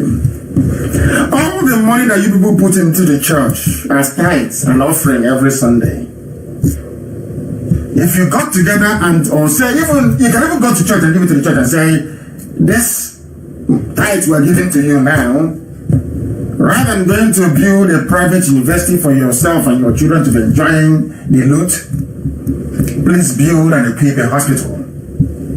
You see, we blacks are very strange creatures. The people that brought you the Bible from Europe, all those people, they built hospitals. They built houses for the poor. But after going to church, I'm sure this lady that died, may her soul rest in peace, is a Christian and attends one of the mega Pentecostal churches. She's been paying all her tithes because they tell you if you don't pay your tithes you're going to hell. None of them knows what hell is like, but they're just threatening you. Now she had an accident, minor fracture of the leg. She bled until she died. And this young man here, Sheyi Law, is now calling the Ondo State governor to help. But when we agitate and we say to them, we are agitating because we want everybody to be free, they don't understand it. That freedom means having good hospitals, having good roads, having good infrastructure that can support a decent living. Because nobody knows where he's going after this life. Nobody, that's the truth. You can lie to yourself all you like. That's the truth. So let's make the most of it. They said, no. We want one Nigeria. You want one darkness. From today, it's no longer one night. Most of us says, one Nigeria is a task that needs to be done. They say, one darkness is a task that needs to be done. One darkness. You are in darkness. And this is the result of darkness. When people fail to reason, sadly, this is what happens. I feel sorry for him and for his family. But that is where we are. People no longer reason very well. He insulted us. Instead of them to put money together to fight for their freedom. If we had Oduduwa, because there are learned, decent Yoruba men and women all over the world, learned. Once you say to people, go back and take care of your area, you will say that there are good people even within the darkness called zoo. They will go back and they will build something very nice for their people. What I'm saying to this young man who is lamenting about the death of the elders, if you had Oduduwa Republic, this wouldn't have happened. That's all I have to say to him. Very, very sad. Europeans built hospitals, built homes for the poor. In Africa, instead of them to build hospitals and hospitals, they'll buy private jet. And if you say, you're Antichrist, you are telling somebody who is foolish how to listen, it's only Antichrist. And anyway, their name is darkness, so how can light come with us? Because reasoning comes with light, enlightenment, to become enlightened. That is the meaning of the word. Enlightenment means to become enlightened, for light to come inside you.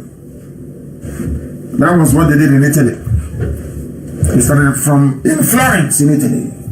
And Europe dominated the whole world till today. Europe is dominating because Europeans said we must now reason. That's what I'm trying to get Africans to do. I am trying to get Africans to reason. Once you can reason, believe me, there's nothing you can ever achieve in this life. You can achieve anything you want. But you know how hard it is to educate an African. Very, very difficult indeed. Anytime you say you're a Nigerian, you are saying I'm a child of Satan, you're a child of darkness. If God is light, that means Satan is darkness. So anytime you say I am a Nigerian, you're basically saying I am a child of darkness, which means I am a child of Satan. That's what it means now.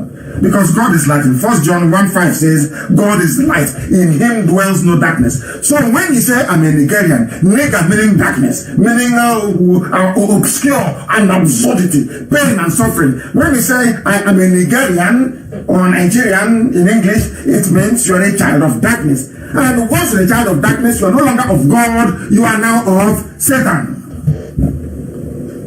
I'm sure you'll follow him. The whole world is at a standstill. Listen to the very simple gospel of truth. I say to all these Pentecostal pastors, the pastors, all of them, in the zoo, in the darkness, called Nigeria, that Jesus Christ himself was not a friend of the authorities because he knew how bad and hypocritical they are. He preached against the Sadducees and the Pharisees. He did. He preached against authority. He did. When you do something wrong, he will tell you to your face. But in the home of darkness, in the home of Satan, you know, people used to say, oh, if you're in Nigeria and you die, when they go before God, they'll say to God, don't put me in hell because I'm coming from one already. They didn't know that they were right. Because Nigeria is darkness. And Satan dwells only where there is darkness. So Nigeria will always be hell. It can never improve because your name follows you. How can your name be darkness and you expect the light of God to come in? It is impossible. Impossible. Even in Quran, they acknowledge that. It is impossible. That is why this level of hatred and evil, envy and jealousy is the reason why we're in the mess we're in today. I've said it many times before. Part of the difficulties we are having is envy, greed, and jealousy. It is ingrained in a black man. It is in the DNA of a black man. Monsieur G. Black. It is in them. And I want to prove it to you today. The cost of stupidity. I want you to understand the cost of stupidity. I want you to understand it because the world must know. The world must know the truth, and that truth will set you free. And what is that truth? Let me tell you, you and I, we are Africans. Those who are listening, I'm not talking about the white folks who are listening from all around the world. I'm talking about Africans now. Do you know that your common sense, that your, no, not common sense because we are very daft. Do you know our stupidity? I want to show you the cost of that stupidity. There is something I want posted. It's a clip of people being sold in Libya today. And listen to what the young man has to say about it. Do you know why this is happening? Because blacks have no shame. Your name is black. You are from Satan. Because God said in 1 John 1:5, I am of the light. Darkness cannot dwell in me. And you're answering darkness. How do you want common sense to go into you? How can you become enlightened if you're an African accepting what the Europeans have done?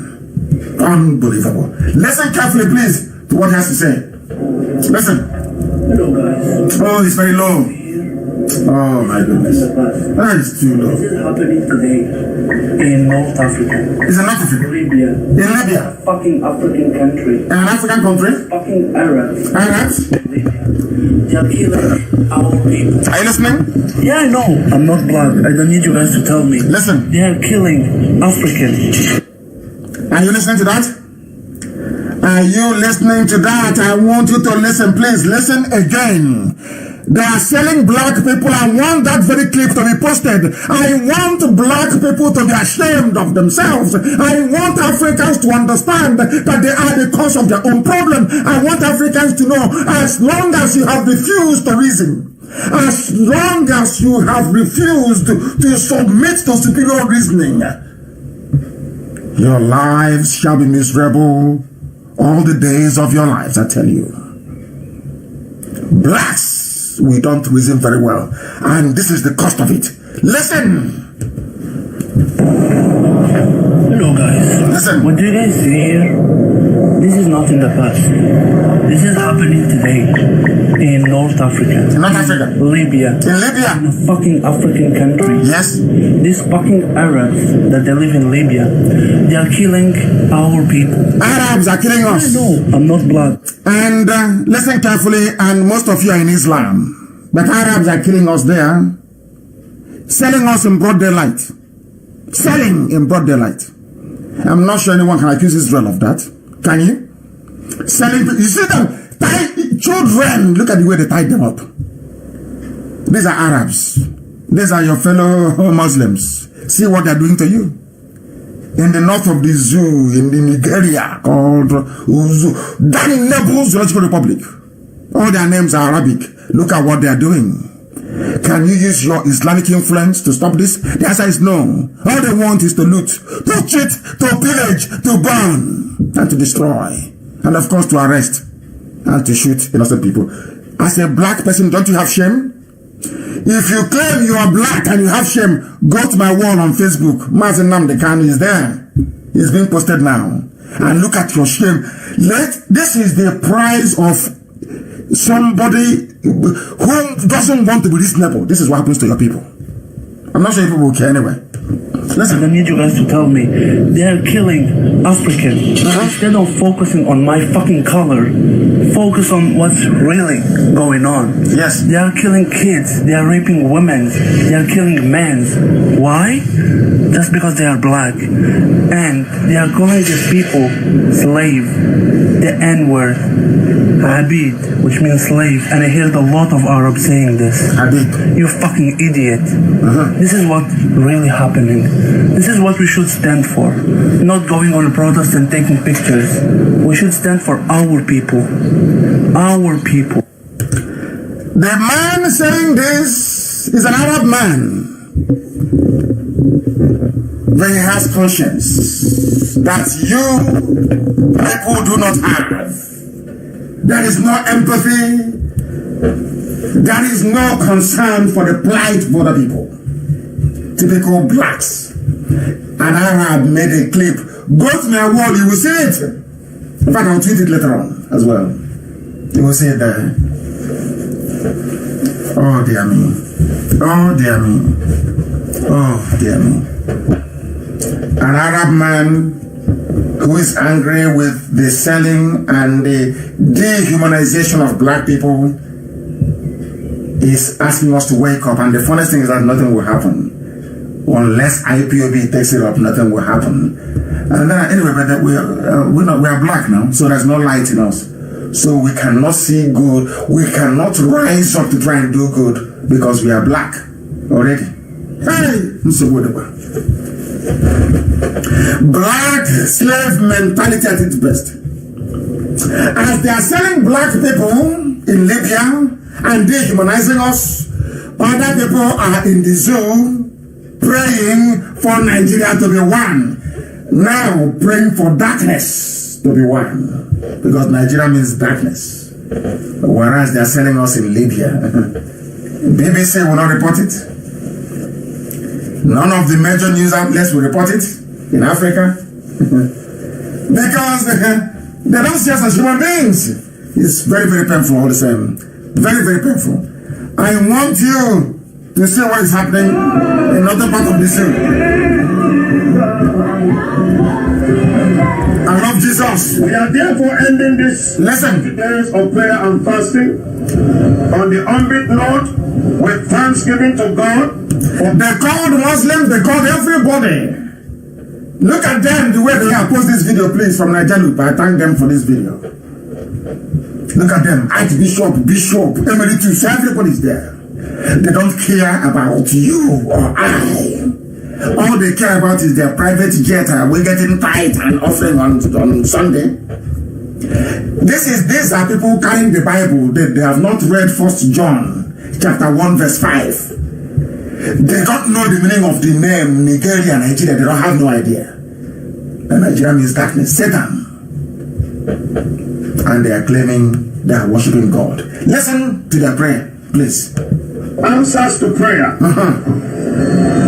We give God all the praise. Yes. We thank Him for the success of the program and for all those who came together from all over the country to join their faith with ours. To join their faith with, which means Muslims as well. Have you noticed? He's a Christian praying. Maybe he's a cardinal. I can see the thing on that. You know, this they are bishops these days. Everybody can be a bishop now. Do you see this man praying? All of a sudden.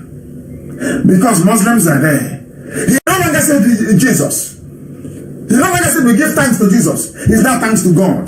Because all of them there, including traditional native doctor, including Islam and himself, they all believe in God.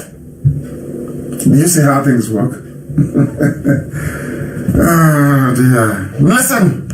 We thank God for those that not Jesus, oh, he's now God. He knows. But when he goes back to his church, he starts going rubbish about Jesus. Simply Jesus asking here. But now, because everybody gathered here believes in God. I said everybody. The native doctor, the imam, and they themselves, who are the pastors. Everybody, at least all believes in God. And that's why he's calling God.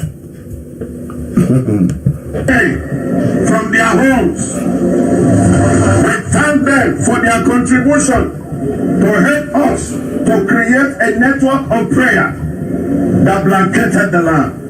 We appreciate God, our Creator, for all those that responded to the prompting in their heart to embrace peace and genuinely making effort to make other tread the path of peace. We thank God for the grace that He has given us for the past 40 days to fast and to pray for our nation.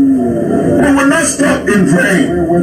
Our desire is that quarterly, by the grace of God, we shall always gather here again to pray until peace, unity, and security is restored in this nation. I want you to know from the depth of my heart, I have a strong conviction that the glory of this nation shall be restored. Nigeria will be great again. We pray for our brothers and sisters that are not in this country, wherever they are. Let's come back together. Let's come together. Let's build this nation. Yes, Lord. This nation is a It's talking about IPOB. Yeah, the brothers and the sisters come back and build one giant zoo darkness together with them. All of a sudden, no more in the name of Jesus Christ. It's all about God. Everybody is now God. Do you see hypocrites? Do you see that they are hypocrites? Hey, they have shut me down again. Have they? They have. They have shut us down again. Unbelievable. These people are crazy. They are crazy. Facebook, we are getting. Anytime I'm in the groove, I'm in the rhythm. Every time when in the groove, they always find a way to shut us down. Facebook does it all the time. All the time. No more Jesus. Jesus is now God. Everybody now loves God. That is what I've been telling you from day one. Monotheism. Only one God in heaven. One indivisible God in heaven. Shame. They are now shamed. They are praying the way it's supposed to be, isn't it? The way it's supposed to be. We are going back to Facebook, of course we are going back. This is going to stop us. We are back on Facebook, we are back live and direct. If they kick you out, you rejoin. They are now praying in the name of God. No longer Jesus, it's the name of God. It's a bishop praying. Or should I say Archbishop Emeritus came back to pray the same way that Jesus Christ used to pray. Jesus never prayed to himself. Jesus never closed any prayer by saying in Jesus' name. Never. Never. He cannot pray to himself. He prayed to God Almighty. And that is the truth. You may not like it, but it is the truth. Forget about the twisting of every word. That is the truth. Rabbi, teach us how to pray. Or should I say teacher or master, show us how to pray. And he said, our Father who art in heaven, hallowed be thy name, thy kingdom come. Thy will be done as it is in heaven. Give us this our daily bread. Forgive us our sins as we forgive those who sin against us. Lead us not into temptation, but deliver us from evil. For thine is the kingdom, the power, the glory, for now, forever and ever. Amen. Not in Jesus' name. Now Jesus praying, and you're a Christian, you swore to follow the footsteps of Christ. Follow his footsteps. That was what you said. I will follow your footsteps. So where you got your own prayer from, only God knows. I have no idea. Now, this is the funniest thing. Everybody believes in God. Everybody. Everybody. Imam, native doctor, and archbishop. And now he prayed like a sensible human being and gave God all the glory. Now you see that? The one thing about us is that God has a way of always coming to us and giving us revelation that other people cannot see. They're not praying. They're not praying. I am telling you that they're messed up. They're praying for togetherness, unity, oneness. When the terrorists killing you, bandits are killing you, police are killing you, army are killing you, there is no president. You are praying for unity. What type of people are this? Because all they care about is that, because they know that when the zoo breaks up, the darkness called Nigeria, that people will become so sensible. They think that once we go as Biafrans, that everybody will convert to Judaism in Biafra land. And I keep saying to them, there is no conversion into anything. If you want to go and worship a pigeon, not only pigeon, you can go and worship your pigeon. That is your business. We are going to build a civilized nation. You can worship. If you are going to be worshiping snake, that is your business. Nothing to do with us. Nothing to do with us. Who you worship and how you worship them is your business. But there will be no hypocrisy. We will not tolerate hypocrisy in the blessed land of Biafra. That is a fact. That is a fact. We are preaching this very gospel, and we must continue to do so. Satan is panicking. Everywhere Satan is panicking. There is another clip I want to play for those who are willing to listen about black people. This Yogi black. And I also want that video posted, please, about black people. So you understand who we are and why we are in one almighty mess. One almighty mess, I assure you. One almighty mess. And this black people. One almighty mess. What we are here to do is to preach the truth. You may not like it, but it is the truth. And that we must preach. People are in ignorance, wallowing in ignorance. You try to teach them, say, you're Antichrist. You don't want to learn. That's why they're selling you in Libya. This man was very upset. He's a pastor again.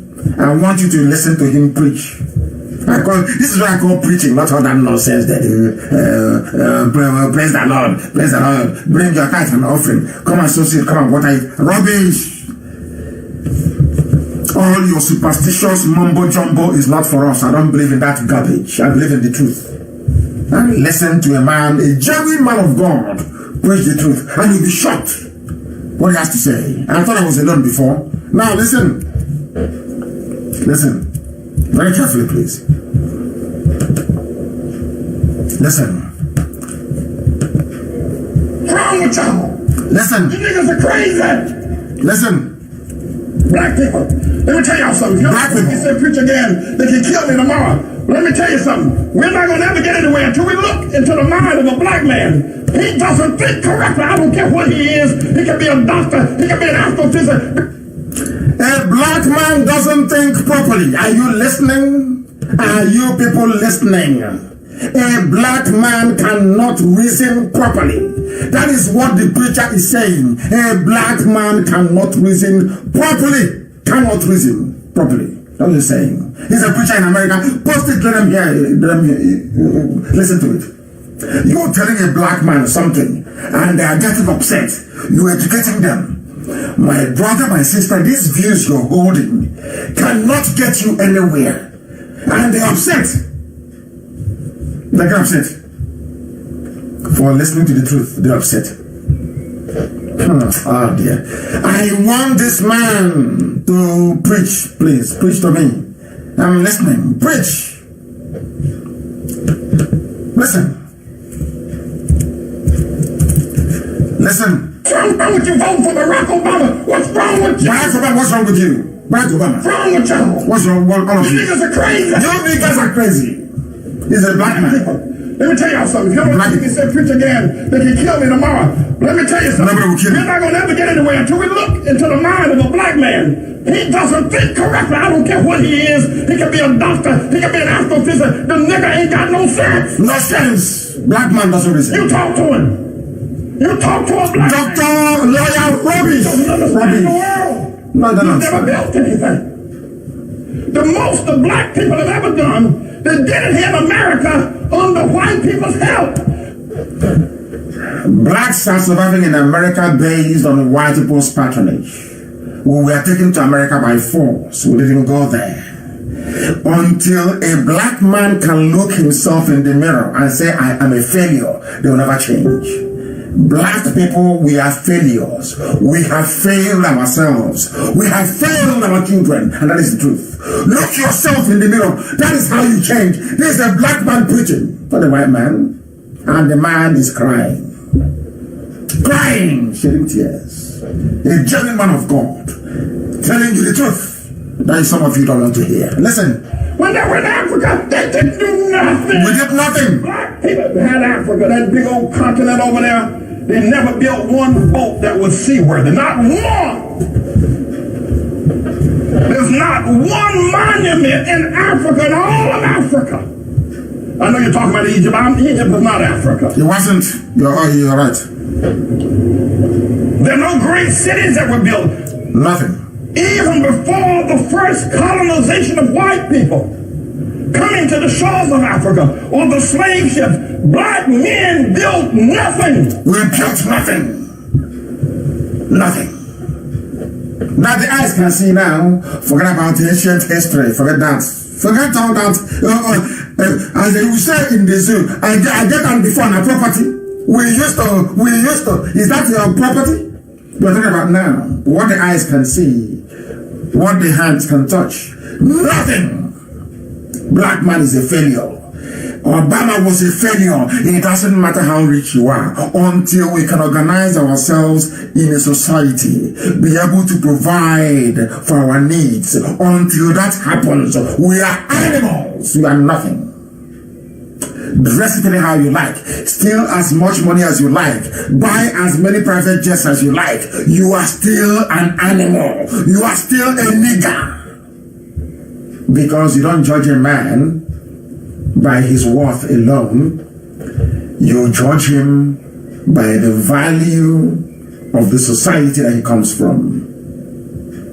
That is why the love of your nation is the greatest love in this whole world.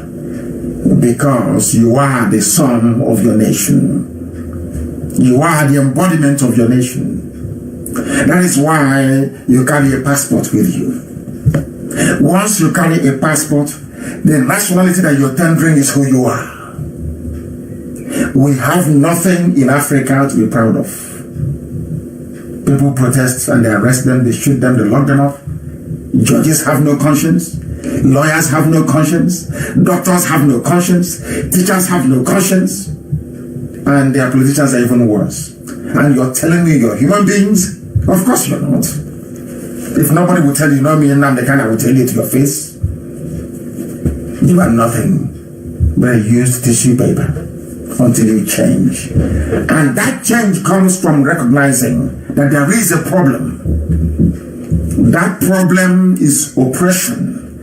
That problem is suppression. That problem is tyranny of black man against fellow blacks. That problem is kleptomania. That problem is apathy. That problem is religion. Unless today you have decided that forever and ever we are going to be slaves in this life.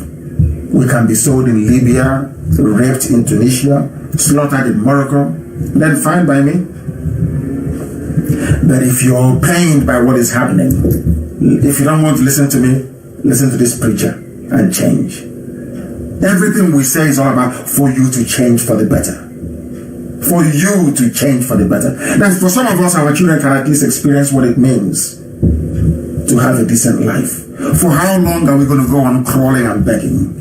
For how long are we going to go on supporting mediocrity? Please, listen. Listen. No sewer system. No sewer system. No houses. Let me say something about sewage. Do you know toilet you go to and flush? The Romans had it over 3,000 years ago. So you're telling me now that what the Romans had 3,000 years ago, today in Africa we don't have it. People have soaked away. You build your mansion and you go and dig a hole in the ground somewhere at the back of the yard. That contaminates the water table. So when you drink the water from your borehole, you get typhoid. Now some of you may survive, but few of you will die. And you don't know. And you claim you're intelligent, but you know nothing. Ordinary sewage system you cannot build. Because all you believe in are things you can see in your two eyes. Because you are dumb. You don't know that what goes under the ground is what supports the life that is lived on top of it. Sewage system is important. And let me tell you one funny thing. Had the Zoo Nigeria started constructing a sewage system from 1960, by now they still be building it. A sewage system takes 76 years to complete. That's why I said Biafra will be built for 75 years. At least our children and grandchildren will start having fun before they complete it. Some of you don't know what the sewage system means. You don't know what it means. That is why you don't have pipe-borne water, because you don't have any treatment plant. You don't have water works. People all over the world, they have all these things, but in Africa it doesn't exist because we are foolish. Very foolish. That's the truth. Before God and man, we are. That is why somebody will see you, when you're telling them the truth, they say you are insulting my religion. Because that person is black. Feel sorry for the dumb fool. Because they know nothing. Listen. Please, listen. One level, and none of them made out of stone. All of them made out of grass and wood. Black men, before the white man ever got to Africa, the worst thing that could ever happen to South Africa was when they gave it to Nelson Mandela and black folk. That was a great nation. Now, notwithstanding apartheid was wrong, we all mourn. Of course, South Africa is beautiful. Who doesn't know that? And who made South Africa beautiful? It's not the black people, it's the whites. And the funniest thing is that since the whites left, gave power to Mandela, gave power to Thabo Mbeki, gave power to, what's his name, Zuma, and now Ramaphosa. Go and see South Africa. It's going back the way of all other black nations. The only one bucking the trend is Rwanda to an extent. But we only know when Kagame leaves office. If his predecessor continues where he left off, all well and good. That's Africa for you. Are you telling me today that should white people come back to colonize, that things will be better? Is that what you're telling me? Should Europeans go back to Africa to say, we want to recolonize you? Are you telling me that you won't have light? You know you will have light. You don't have running water. But why is it that when you're left alone to do all these things, you cannot do them? Because of your names. You are darkness. You are of the devil. You are obscure. You are terrible. You are Satan. You are Lucifer. And God is light. I'm against it. There should have been some other resolution, though. They're turning it over to Nelson Mandela. Disease, AIDS, and crime is running wild in Johannesburg. They're killing one another over there. They're dying of sickness. The government is mismanaged. The people who ran the nation are now leaving the nation because black folk don't know how to run no nation. He's crying. Black folks, black people, look at the zoo called Nigeria. You put in a man who is senseless. The Yorubas are educated. Most of them are. You have professors. They elected. That is what happened with the election of Buhari 2015. Of course, is to God be the glory because we are going home. Biafra is going as a result of that. But people with their professorship and everything sat down and decided to put into office a man that doesn't have standard 6 certificate. Isn't that amazing? So sometimes I sit down and I wonder and ask myself, why do black people always think upside down or reason upside down? I don't get it. Here you have, Yorubas actually understand that only in Oduduwa will they have the type of nation that they want or they deserve. Where learned people will be in charge of a nation and build it. But for some reason, the same intelligent people you have in Yoruba land are saying that they want to remain in Nigeria. I don't understand it. They also know that you don't need natural resources to be able to survive as a nation, but they want to be in one Nigeria. These are the sort of reasoning that I find astonishing. Quite frankly, I don't understand it. No, I don't. I don't want this man to scream anymore. I think he's said enough. There is something wrong with us, and that is what we're trying to change here. That is what we have come to change. That was why Boris Johnson wrote many years ago that colonialism in Africa should never have ended because of the way we behave. That was why they made us slaves. Look at us now. They came and they took us as slaves. We said nothing. We did nothing. We didn't fight back. Now they're selling us in Libya, in the open market. We are not fighting back. Nobody's even talking about it. You have churches. All they do is tithe and offering. They do nothing afterwards. There's a Yoruba man who's in Facebook. Yoruba is working in Facebook in Lagos. They are the ones removing people, stopping people from listening to me. They are black people. They are black people. That is how horrible and terrible we are. Honestly speaking, I feel sorry for our people. I want also to digress a little bit this evening and continue to prove what I have always said before. Because here, after a while, for some reason, all the evidence that we require and need always come to us. And as I said to Facebook, if you like, move it to one person, I will preach. If I let it be 0, I'll continue preaching. I want people to understand that we have proof of the migration of people from the land of Israel into Biafra land. Because today we are on a religious theme, so to speak. I want anybody with the Bible to please go to the book of Zephaniah. Zephaniah chapter 3 verse 10. Zephaniah, Zephanah. Zephaniah chapter 3 verse 10. It's in the Bible. Everything I tell is in the Bible, for goodness sake. So when people talk rubbish about Judaism, they want to come. I say because you're blind, you're not educated, you're not learned, you know nothing. If you come, I will school you. And that is why I'm going to I'm not stretching too far. Just go to the Bible, the book of Zephaniah, chapter 3 verse 10. And what does it say? From beyond the rivers of Ethiopia, from beyond the rivers of Ethiopia, even the daughter of my dispersed shall bring me offering. So says the Lord of hosts. From the Bible. What did they say? Zephaniah 3:10. From beyond, once you go past Ethiopia, you will see my people there. And who are those people, I ask? Who are in after Ethiopia? Who are they? Who are those people? Please, can you publish the first map, please? So when I'm talking, when I'm speaking, I will be justified. Publish the first map, please. Publish it. You will see the dark lands, the Negro land of Sudan. Negro land. We were never called Negro people. We were always Guinea. Now listen. In that first map, can you see Ethiopia? In that first map? And after Ethiopia, which is the next kingdom? Which is the next kingdom after Ethiopia? It is Biafra. I refer you back to the book of Zephaniah. Zephaniah said after Ethiopia. My people are there. And I have this map. And I'm publishing this map. And in this map, after Ethiopia, where is next? According to the Bible, it's Biafra. Call it Biafra. Then, from where we are coming from in the Afar region. Oh my goodness. My goodness, my goodness, my goodness. What? Publish all the maps, please, that they may see it.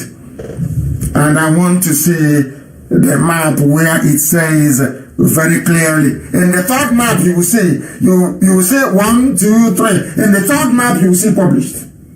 If you look at it very well, again, after Ethiopia, you will see Biafra, Biafra, the name of my own village. Afara, where I come from. Biafra, and you will see Regnum. Biafra, Regnum means the kingdom of Biafra. Once again, nobody could have named us Biafra because it's a kingdom. You can't name a kingdom. You can name a people as Florashon named you Nigerians. You cannot be a kingdom. There is no way Florashon could have named the kingdom, or named your kingdom, or named the Sultanate in Sokoto, or named any other kingdom. They can give you a different name. But here it is proven. In the third map, you will see Afara, the calling of Afara, come. That's in the word in Hebrew, Beth, which means come. I'll go into that later on. Biafra, Regnum. Regnum means kingdom, is Latin. After Ethiopia was Biafra, the kingdom of Biafra, according to the book of Zephaniah. And then people who didn't go to school, they want to challenge me. They don't know how to research. They know nothing. And you challenge me. Oh, my goodness.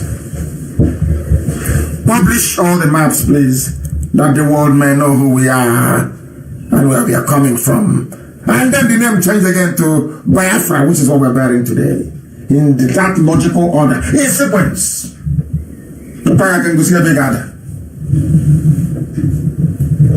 I wish I can get hold of one Daddy G.O. one day. I will skin the idiot alive in public. Oh, this is who we are. In the Bible, in the Holy Book, you carry every day and you go to people who came from Islam to preach you the word of God. And I told you, you are the light. God said you are the light. You are Biafra. You are the light. I sent you there for a reason. And I have shown you in the Holy Book, in the Bible, that God said I sent you there. And I've proven it to you. What else do you want? Let me close this. I'm getting upset. Let me close this program. Close it. How can you be a child of light and you call yourself a Nigerian? I'm a Nigerian. Darkness bringing curse upon yourself. Tell me any other people that is mentioned apart from Ethiopia. Tell me that is mentioned here. The book of Zephaniah did not say Ethiopia. He said beyond Ethiopia. The book of Zephaniah said beyond Ethiopia. Beyond Ethiopia, which is the Afar region. Beyond Ethiopia, that's what he said. And I have the map to prove it. Look at Ethiopia, look at the kingdom of Biafra. Young people are still talking rubbish, talking nonsense. Like how we go. Illiterates claiming the intellectuals. Elohim saved them today. You didn't come on air. I will still leave the option open on Sunday. If you're ready, you come. So I can destroy you live on air. No, go. Go to the book of Zephaniah for goodness sake. Zephaniah 3:10. From beyond. And therefore, once you go past Ethiopia, from beyond Ethiopia, I have planted you there. There are supplements. I planted you there. In the King James Version, I have planted you there. And your children will come to Jerusalem to bring me praise and honor because I am the creator of the universe. People are talking jazz every blessed day. Judaism. You want Judaism to take over? I have shown you where I am in the Bible. Show me your own. I have shown you where I am in the Bible. And the name of my village, Afara, A-F-A-R-A. Afara is there. In the ancient maps, your people are talking rubbish. We didn't go to school. Why do you think I will be successful? Because we only worship God and no other. That's all. And he said, worship me and you see what I'll do. Before you, I will destroy your enemies. Are they not being destroyed? Or you want me to give away the secret? That's the message I received. You want me to say it loud on air? So our enemies will know? So that darkness will know what light is doing? Because we are the light. Now that we have started, the zoo cannot stop us because they are darkness. And darkness cannot defeat light. IPOB is light. The zoo, Nigeria, is darkness. And darkness cannot defeat light. So there is no way from now till the kingdom come. Instead, we'll destroy the zoo completely. Ask them in Asrock what they're passing through. And they'll tell you. They'll tell you that. Zephaniah 3:10, when next an idiot comes around you talking rubbish about Judaism, this is your Biafra. Tell the idiot if he's a Christian, tell the fool to go to Zephaniah 3:10. And he showed him the map. If it's that preacher you say niggers don't know nothing. They don't know nothing. Even if you teach them sometimes, they can't reason. They reason very well. Think I'm here to massage the ego of idiots. I'm here to preach the gospel as directed by Elohim. That is who we are, the children of light. If you don't like it, then... Now let me show you how the children of darkness listen. I want to show you. You are in Nigeria. Let's go for Nigeria. For you, these are people that went to school. That is why I'm upset with Yoruba is because they are learning. They went to school. Why don't you apply what you have read? How can you go to school, you come out, and you support a place like Nigeria? How is that possible? I want to play something for you. Listen very carefully, please. Those you are with. Those you're useless one Nigeria with. Listen to them. Pedophiles, 6-year-old. They are impregnating 6-year-old children in the north. These are the bastards you want to be with in the same country. Listen to them. Listen very carefully, please. Listen. God have mercy. Listen. Yes, Polygamy. Almighty. The discussion continued. It wasn't confined to polygamy. Listen. The scholars went on to talk about the age at which girls should marry. In the sense that it generates diseases, Islam insists on early marriage so that Early marriage. you have to be responsible members of the society. You can marry as old as early as 7 years old. 7 years old. 7 years old. There is mass rape of little girls happening in the northern part of Nigeria. 7 years old child, baby, barely walking. They are raping them in the north in the name of Islam. That the prophet told them to marry 6-year-old girls. They are raping little children, little girls of 6 years old. What sort of evil people are these? You are in the same country with them. They say these are the ones your daddy G.O. is telling you are all one Nigerians. You are telling me in Biafra land, once you touch a child that is less than 18 years old, or let's say 16 or 17, at least after secondary school, say you are going to marry or what, it is statutory rape. You will be in jail. You will go to prison. You will go to prison. 6 years high. And you're telling me you're a Nigerian? No wonder they say Satan is black. No wonder Satan is black. No wonder.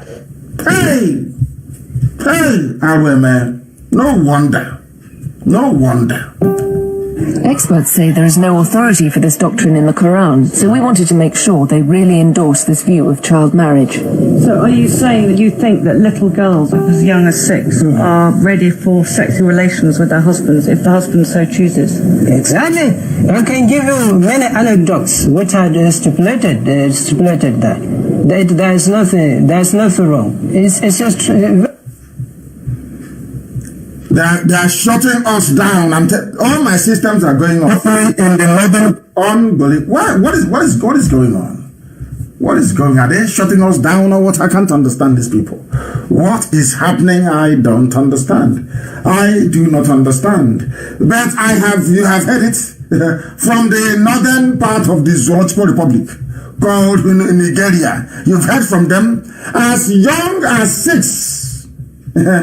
As young as 6, you can be raped and you can die in the process. Nobody gives a damn. It is Nigeria. That is, according to them, that is what the Quran said. Can't you see that we are not the same people? We are not the same people and we can never be. It is better for us to be good neighbors than bad brothers. Even Abraham and Lot, in the Quran is there, in the Bible is there. Abraham said instead of that to be a problem, we cut it into 2. You go to the north, I go to the... But your GOs and all the criminal pastors, they see all those things and they will say, no, stay in one Nigeria. In one Nigeria, where we come from, you only marry one wife. At least in this modern age, where you are, you marry 8, 9, 10. Where we are, a 6-year-old girl is just a baby. And where you are, a 6-year-old can be a mother. Are you not evil? So at the age of 7, 8, they have started giving birth. You people are evil. No wonder. When you rape a girl and she gives birth to a child, that child becomes evil and very wicked. That's why you people have 7 terror groups in the north. Because your mothers are not human beings anymore. But once you start raping a girl at the age of 6, it's over now. To the point of getting her pregnant. She'll give birth at the age of 7 or 8. You people are just horrible beasts, I'm telling you. And you want me to be... That is the type of country that a bishop is praying. Let's have peace. With our brothers abroad, let's have peace. You can now understand why the zoo should not exist. Why it shouldn't exist. Somebody saying they've been trying to log in. Chimamanda is saying, Chimamanda Chiboy, good news is saying, they are shooting us down. I have been trying to log in. They are not allowing me on Facebook. They are not allowing me. Because we are preaching the truth. Because we are preaching the truth. They can't understand it. They will say after this, before I finish this program, you see it everywhere on MP3. And we'll keep repeating it, of course. Now, let us understand who these people are. And for you zoo animals, I want to give you your real name. I came across this, I think it's quite hilarious, honestly speaking. I'm sure some of you have seen it. But as usual, black people, it goes in through one ear, it goes out of the other. You don't make use of anything at all. Everything is comedy, everything is a joke. That is why they're selling us today in Libya. And we're doing nothing about it. Every time they tell us in America, it's Black Lives Matter. Without Africa being strong, every black man in the world is as useless as the nearest rubbish bin. Let's put it that way. Listen, please. Let's see if you hear this. Yeah, introduce yourself. Listen. Okay. I live in Nigeria. You know that? I'm black American. You're a Nigerian. Yeah, I'm in Nigeria. You're Nigerian? Nigerian. Yeah, Nigerian. You're a Nigerian. Nigerian. Do you understand what that means? Yeah, you're from Nigerian. It's me, people don't, they use this English, Nigerian. No, your real name is Nigerian, you're a nigger. That's it, Nigerian. This young American girl is telling a zoo baboon, you're a Nigerian. Nigerian, that's your real name. You're a nigger. Darkness. Yeah, I'm from Niger Delta. Niger Delta, that's where you come from. You are as dark as Satan. Niger Delta, that's who you are. You're a Nigerian. Or Niger Delta, as the case may be. Do you hear that? Funny enough, that is a name that has been banned all over Europe. If you go, and in America, if you go to Canada, you call anybody a nigger, you're going to prison. You go to UK, you call anybody, hey nigger, come, you are finished. They'll call police for racial assault and you're gone. But that is the name of a country in Africa. Nigerian. And they are very proud. I'm not telling that black man, no. Are you telling me, are you looking at home? Black people, are you normal in the brain? Are you sure you're okay? And I them say, he's insulting us. Because of that, black people. But I claim in America, but you still go there. Hey, black people. Very, very funny. At the time, it was appearing as if all hopes have been lost. Something happened 2 days ago that struck me that what we are doing is actually yielding positive results. You will be amazed as to what is happening in the north. This is a news that I got. I couldn't believe, and when I saw it, I was thinking, am I reading this thing correctly? Are you sure I am right in what I'm seeing? Are you sure that those that wrote the headline didn't make a mistake? All these, multiple questions kept playing on my mind until I discovered that it's actually true. That the authors of this very piece knew what they were doing. And what is that thing? Insecurity, that's the headline, insecurity. Full colon. Then, indigenous people of Katsina demand state of emergency. That was the protest that went on yesterday. That resulted in the arrest of the young man today. You know what they call themselves? Indigenous people of Katsina. For the first time in the history of the zoo, those who own the land are rising up in the north. Because in Katsina there are many people there. Not just Hausa. There are other minority people there as well. And you will be shocked. They have now risen up to say we are the indigenous people. Fulani, you are usurpers. But let me tell Fulani this. If you don't call me very, very soon to negotiate a peaceful exit for Biafra, you will lose Sokoto as well. There will be no Fulani Emir in the north. We command the airwaves. There will be no Fulani Emirs in the north. Very soon I will get an interpreter in Hausa language and Fulbe. So as I'm talking, I'll behave like Pentecostal criminal pastors. As I'm talking, somebody's interpreting. I will carry this message into every home in the north. I'm telling you the truth. I am telling you that Fulani Emirates will crumble. Let them be assured. Now they have risen up. That's no wonder they arrested him. Indigenous people of Katsina. Do you see how far we have gone? Somebody say, but what have you done? If not for any other thing, can't you see? People are now learning. Insecurity. Google it, insecurity. Indigenous people of Katsina demand state of emergency. And how do I know that this is true? I'm about to shock you. How do I know it is true? How do we know that this is true? How do we know that it is true? Listen to this, please. To say the work we are doing. They said it to me. They said, make sure that Nnamdi Kanu receives this.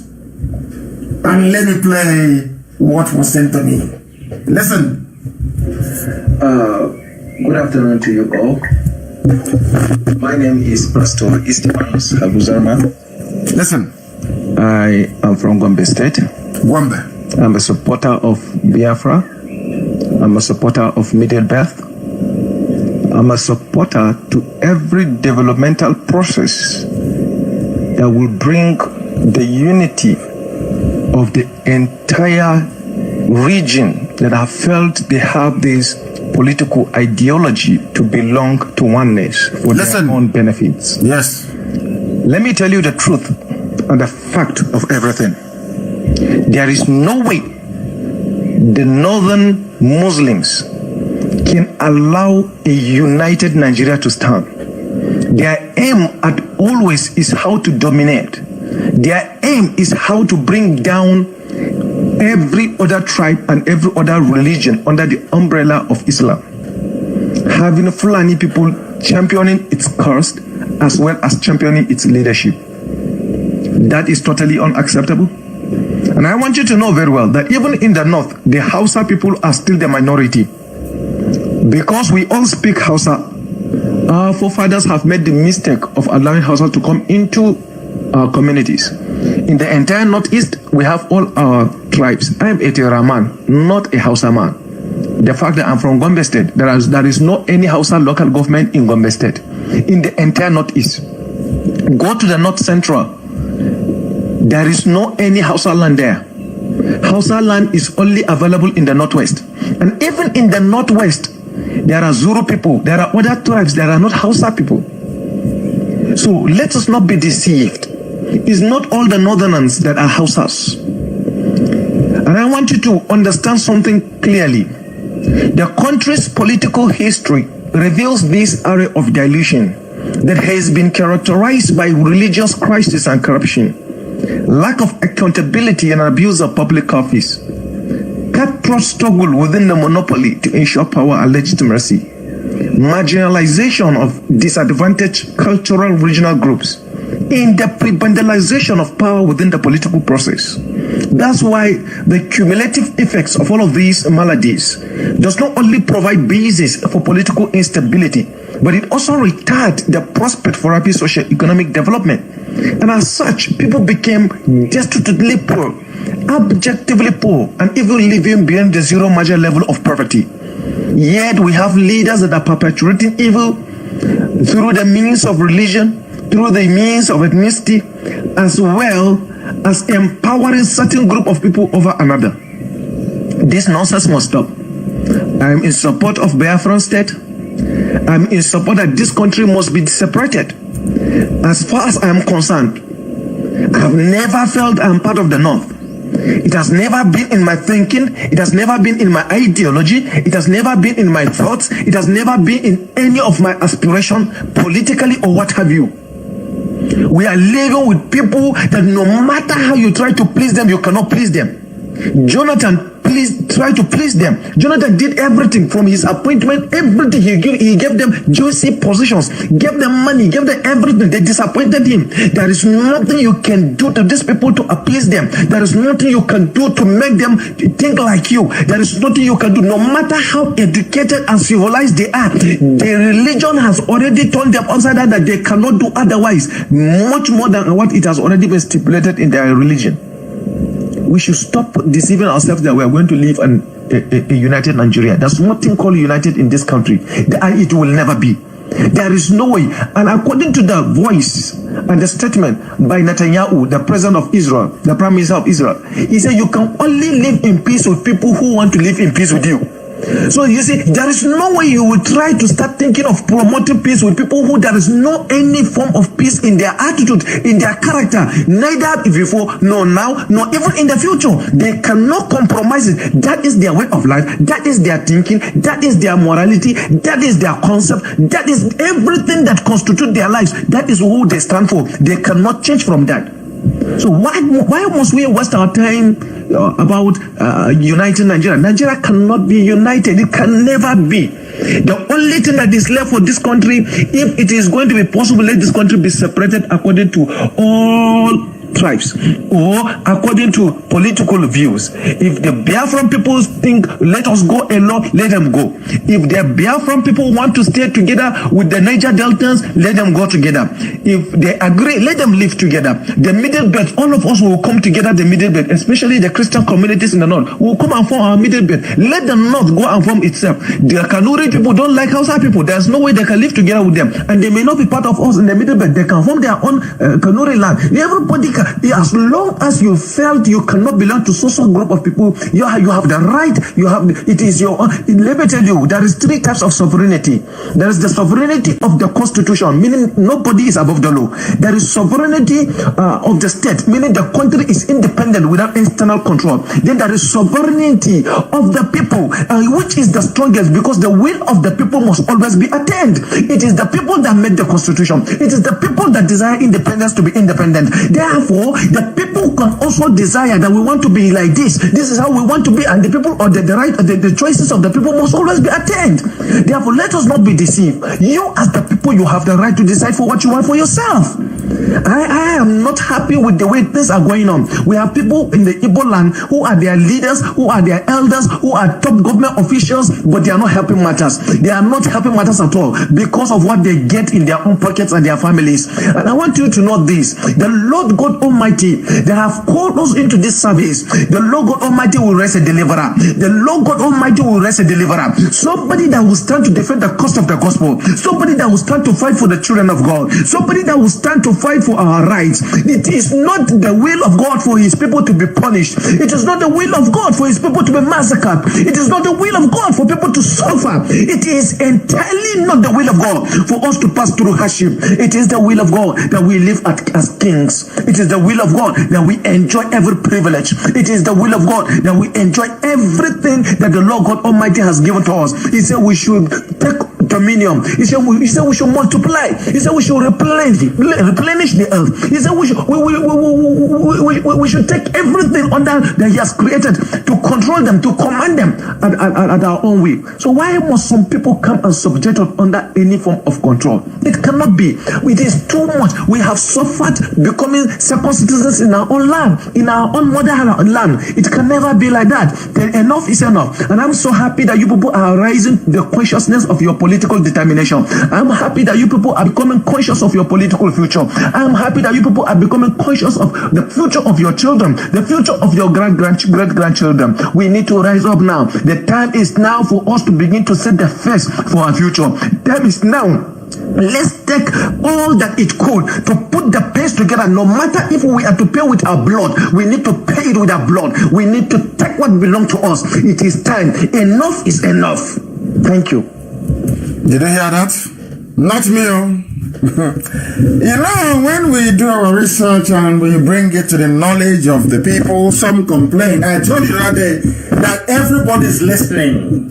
It is not just the Fulanis who are in the north, and of course not the Hausas. They're even the minority. Do you know that the Christians in the north actually outnumber the Muslims? Are you aware of that?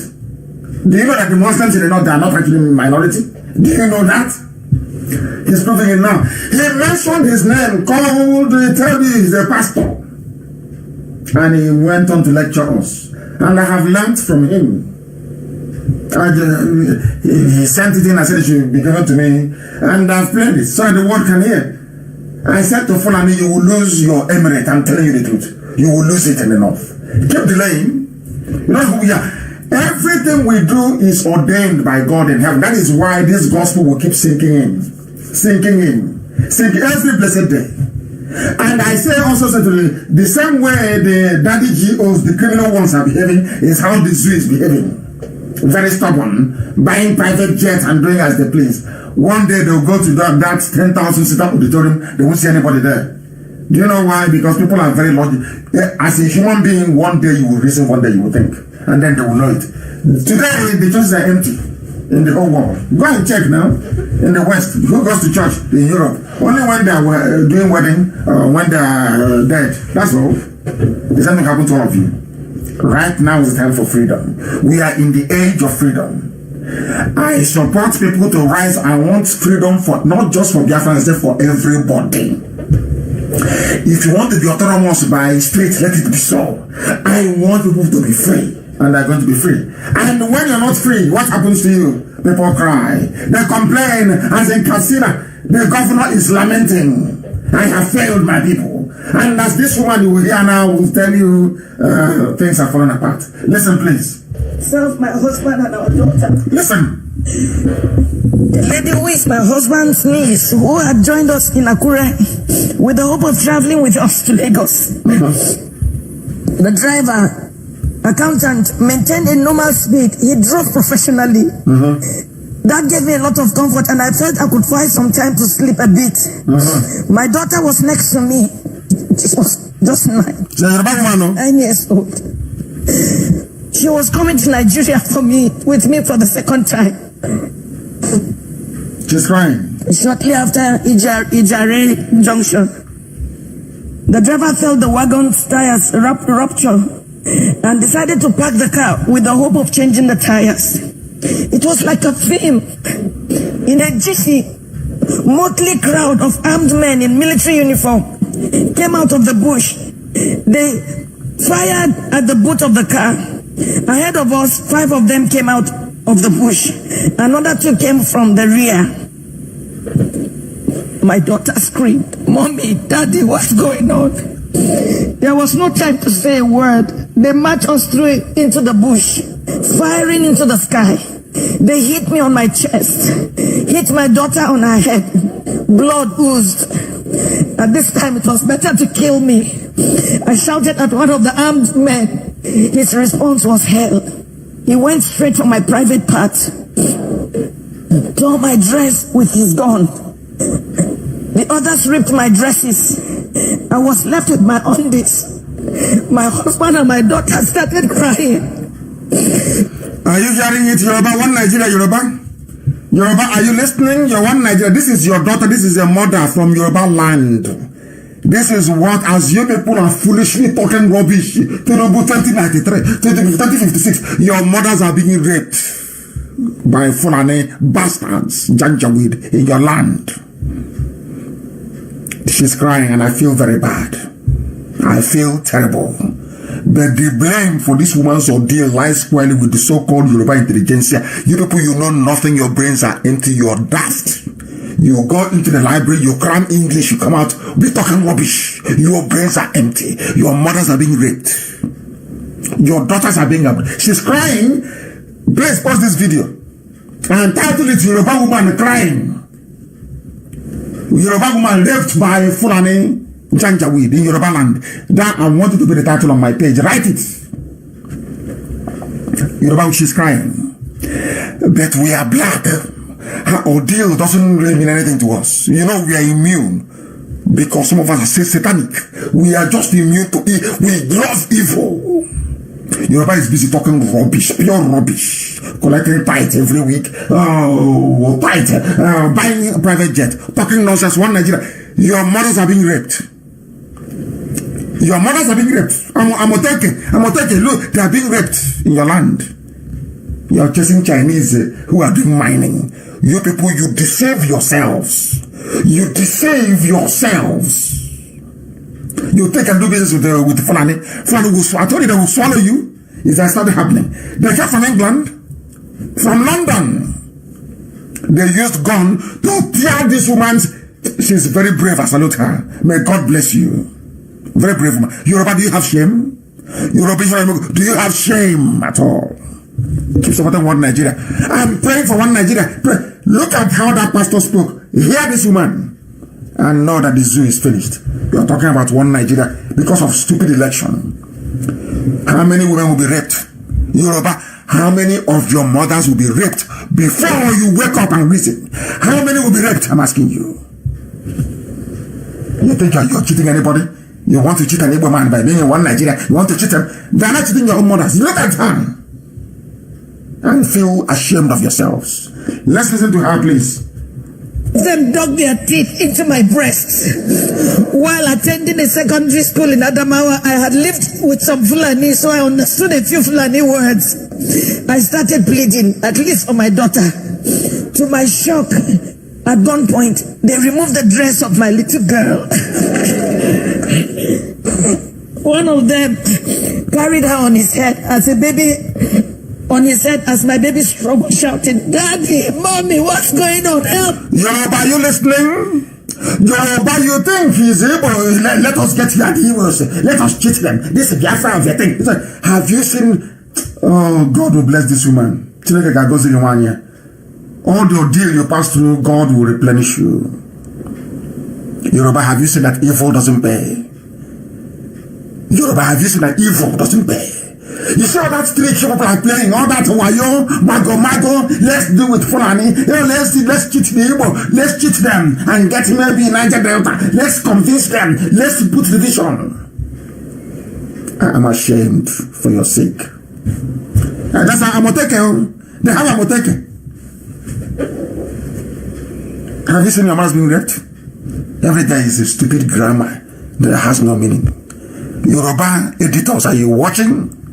Channels TV, they dropped in Facebook suppressing our numbers. Are you listening? This is a Yoruba woman. They were raping her and her daughter in front of her husband. In your so-called Nigeria, no media will carry it. In your so-called Nigeria, one Nigeria. Oh, that idiots are praying for the unity. This is why I hate those useless pastors. You see why I despise them. Oh God, I don't even know if I can keep on playing this. Let's play it for Yoruba to listen. She's crying. I could not help myself. We marched for 9 hours. 9 hours. I was half naked. Half naked. My daughter was totally naked. Her daughter was naked. Rape us as they're walking. Yoruba was like a stream of blood on her cheeks. Her daughter was bleeding. Our phones had been seized. We ended up in an ungoverned region in the thick of the forest. We met a well-organized group. There were some kidnapped victims. I saw 2 women, 2 ladies and 3 men. There were some people with their legs chained to trees. They were as if half dead. We were separated. I was separated from my husband. My daughter was taken away. I only heard her screaming intermittently. I did not know what they were doing to her. These men, now about 2 dozen, had a full kitchen.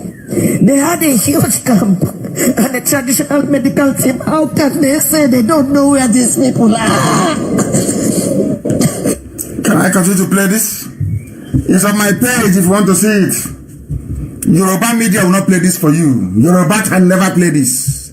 I don't know how people can live a life of lies. Deception and lies. You keep lying to yourselves. You keep deceiving yourselves. Thinking you're cheating Biafrans. Thinking you're cheating Nnamdi Kanu and IPOB. You don't know you are cheating yourselves. Your daughter was taken. Your mother's raped. And you come out and talk about Nigeria. Let's build this country and move this country forward. Shame on all of you. Shame. Now you see why I'm talking the way I do. You see why I talk the way I do? Shame on all of you. This is very, very emotional, to be honest with you. Emotional. We have an idiot in our land as well. These are idiots. These are all of you bringing Fulani. Have you seen what they did to this Yoruba woman? They were raping her in front of her husband. They carried her daughter, raping her daughter, and took the daughter away. And that's it. And some people are bringing Fulani and giving them land. Like Opus Oremma. The death will happen between us and Opus Oremma. Okay. Let's see. Let's wait and see. There is another idiot giving land to Fulani. His name is. I told you about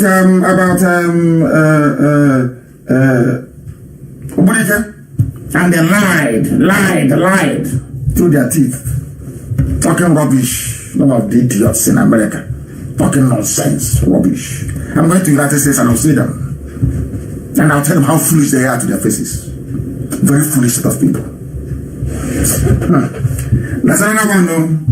In Iwetiti. In Iwetiti, the government. Ekwebe is called.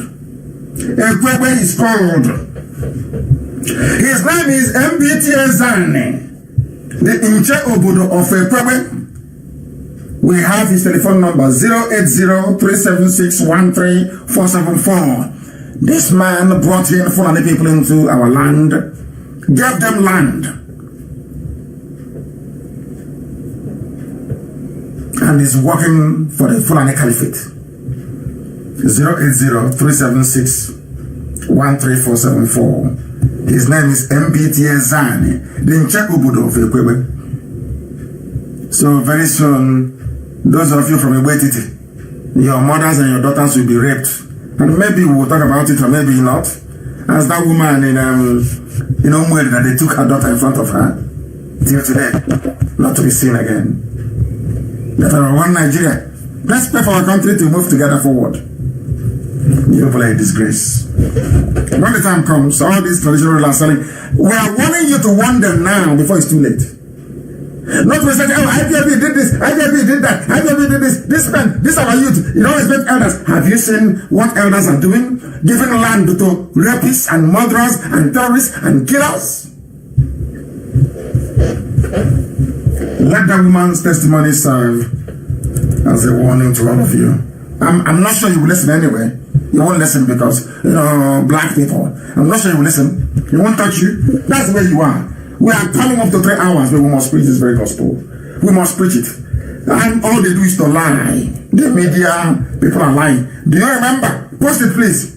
There was a story that broke, I was 2 days ago. Daily Trust, the Janjaweed newspaper. Obaseki meets Buhari, quits APC. Daily Trust. Yeah. Obaseki himself wrote, tweeted and said, I have officially resigned my membership of APC after meeting with the chief of staff to Buhari. Never saw Buhari. A governor went to Sorok, never saw him. And the idiots will come tomorrow and said, Buhari said this, so Buhari said that. But Buhari is not there. They know. Everybody deceiving everybody. That is how black people are. That is the way we are. That is why we don't make no progress in life. We are evil. A governor went to Sorok. Supposedly to go and see Buhari. On getting there, only saw the chief of staff, Gambari. But Daily Trust, the Fulani people have already written, Obaseki meets Buhari, quits APC. There is something wrong with black people. Honestly speaking, is it the positions they have everywhere? Is it the act? Oh, forget this people. Forget. It won't make any difference anyway. Nothing. They tell me saying they are in power to remove Boko Haram, lying every day. But according to today's newspaper, Premium Times, a Fulani paper, reporter is Abdul Karim Haruna. Boko Haram, contrary to Buhari's claim, 5 Borno local governments are under Boko Haram, controlled by them. But you see the idiots, they will lie. When Jonathan, Boko Haram was everywhere. Now we've reduced the fact they are technically defeated. But in 5, this is an official report by a Fulani man. In 5 local government areas of Borno, Boko Haram is in charge. The zoo has fallen, completely fallen. And on that very note, I cannot there are so many things going on, but this is just what we can bring. Because it's almost 3 hours now anyway. I have a few announcements to make. I want to sound this note of warning to all the children of light, all IPOB family members. Is an announcement, please. Not everybody that shouts Biafra, Biafra is one of us. We are custodians at IPOB. We are the custodians of this freedom that is founded on truth and honesty and above all consistency. To be one of us, you must, and I repeat, you must be under oath. If you're not under oath, we cannot trust you. You can be a Biafran and be doing whatever you're doing, that's fine by us. But we'll not have anything to do with you because we cannot trust you. A lot of people have fallen by the wayside when they have been seduced, or should I say induced. If you are not under oath, you can never be trusted, because one day you will sell out. We have seen many people do that before. Anybody can be a Biafran or even an indigenous person of Biafra if you so wish, but only those Chukwuka Gabiama has chosen can be called IPOB family members. Family members is the key. If you don't have that title to your name, you are nothing to us. And you can turn at any time. If you're not a family member, you are on your own. You're not one of us. Unless you're a family member, you are not. You can never. I don't care. You're not one of us. We have seen traitors before. Come and go. You are not one of us. To be one of us, must be under oath. Very, very important, please. And I must warn, I will not allow the building of any cabal anywhere, ever. Because Biafra cannot be like Nigeria. You see, it can be. If you perform well, you stay in office. If you don't perform, you will go. I don't care how many friends you have connived with. You will leave. You will go. Let me tell the pattern how it goes. You mess up in IPOB. You remove yourself by your stupidity or your acts. You are expelled or driven out. You open 5 Facebook accounts answering different names, and you start talking rubbish like the rest. That's all you can do. And after a while, if you don't talk about IPOB or NAM, the Kano, nobody will listen to you. And that's it. And you're finished and you're gone. So it's better for you to do the right thing. It is better for you to do the right thing. I must also warn those in the USA about financial transparency. Very, very important. Nobody, and I repeat, nobody, because they pretend, especially those in Maryland, I'm warning you, nobody should receive cash payment from anybody, because tomorrow they say they give us $4.4 trillion. Because of accountability, please, if you have anything to contribute towards this struggle, pay it into an account. So any day you start talking rubbish, I go and print out the account, and we can tell you how much you have given or not given to us. Nobody should go to anybody's office or workplace and collect anything from them. I am warning, if you do that, you'll be out. You cannot be part of us.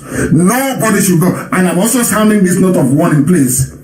Every state in America is autonomous. By that I mean, you are going to form family units based on counties. I have noticed a very dangerous and ugly precedent in Maryland again, Maryland. People will leave their counties and go and be attending meetings somewhere. No. Stay in your county and be a coordinator in your county. You have no relationship with people who are outside unless a meeting is called. Unless a meeting is called. And each county must have a unit. Once you're up to 4 or 5 units, you can now form a zone or call yourself a zone. But for now, your units. There are nearly, I think, about 22 counties you have in Maryland. I don't want all this PG1, PG4, PG rubbish. No. Go back to your respective counties and start IPOB family meetings there. And from there, you can now grow. Every state will have only one account, only one. And if Nanayanya is not looking into what you are doing, your account cannot be validated. Cannot.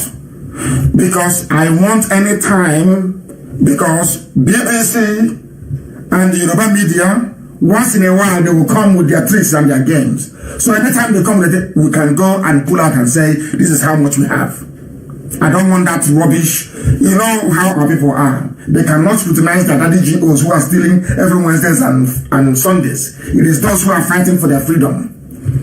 Do not give money to anybody, 1. Do not collect money from anybody, 2. I don't want any PG1, PG2. Go back to your counties and form IPB family meetings. If I see you building any cabal or converging together, you are gone. You are gone. Very, very important, please. Every state in America is autonomous, and all your accounts must be online, and the Nanayanya must have an eye into it. If she's not there looking in, you are wasting your time. You're not one of us. I will come on air and I'll tell the whole world you're a criminal. And all our accounts in the USA will be audited. We have instructed our consultants, every account in the US will be audited. Because people in America are a bit strange, very funny. I want to make sure that every dime given to us is accounted for. That's how Biafra is going to be run. That's how we are going to run Biafra. Everything will be done in the open. Nothing hidden. The names will be published, be rest assured. No names, of course. Confidentiality, absolute. But the total and the period in question will always be published, as we are taking this very method into Biafra land. Every financial transaction regarding the government will be done in the open, because our people are terrible, very, very terrible. Please, very, very terrible. Also, in the back home in Biafra land, I can notice that Zoo mentality is creeping in. I gave an order that nobody should collect any dues or levy anything. I don't care what the emergency is. It is an order. If you know that you levied anybody, I am going to broadcast on Sunday. I don't care what the reason is. I don't give a damn. I don't want to know what reasons you may have. I don't care. An order is an order. And here is obey the last order. The order is nobody is allowed to levy anything in Biafra land. I said no, nobody. Once you're the coordinator and you do that, you're off. If you know you did, I don't want to mention your name now, you must resign before Sunday. Or I'll come on air and I'll mention your name. Very, very important. You must leave. And others, I don't care what the problem is. Nobody is allowed to levy anything in Biafra land. I said no. You must learn to be disciplined. You must learn to be disciplined. And on that note, we have come to the end of our program this very evening. Yes, we've gone slightly past 3 hours.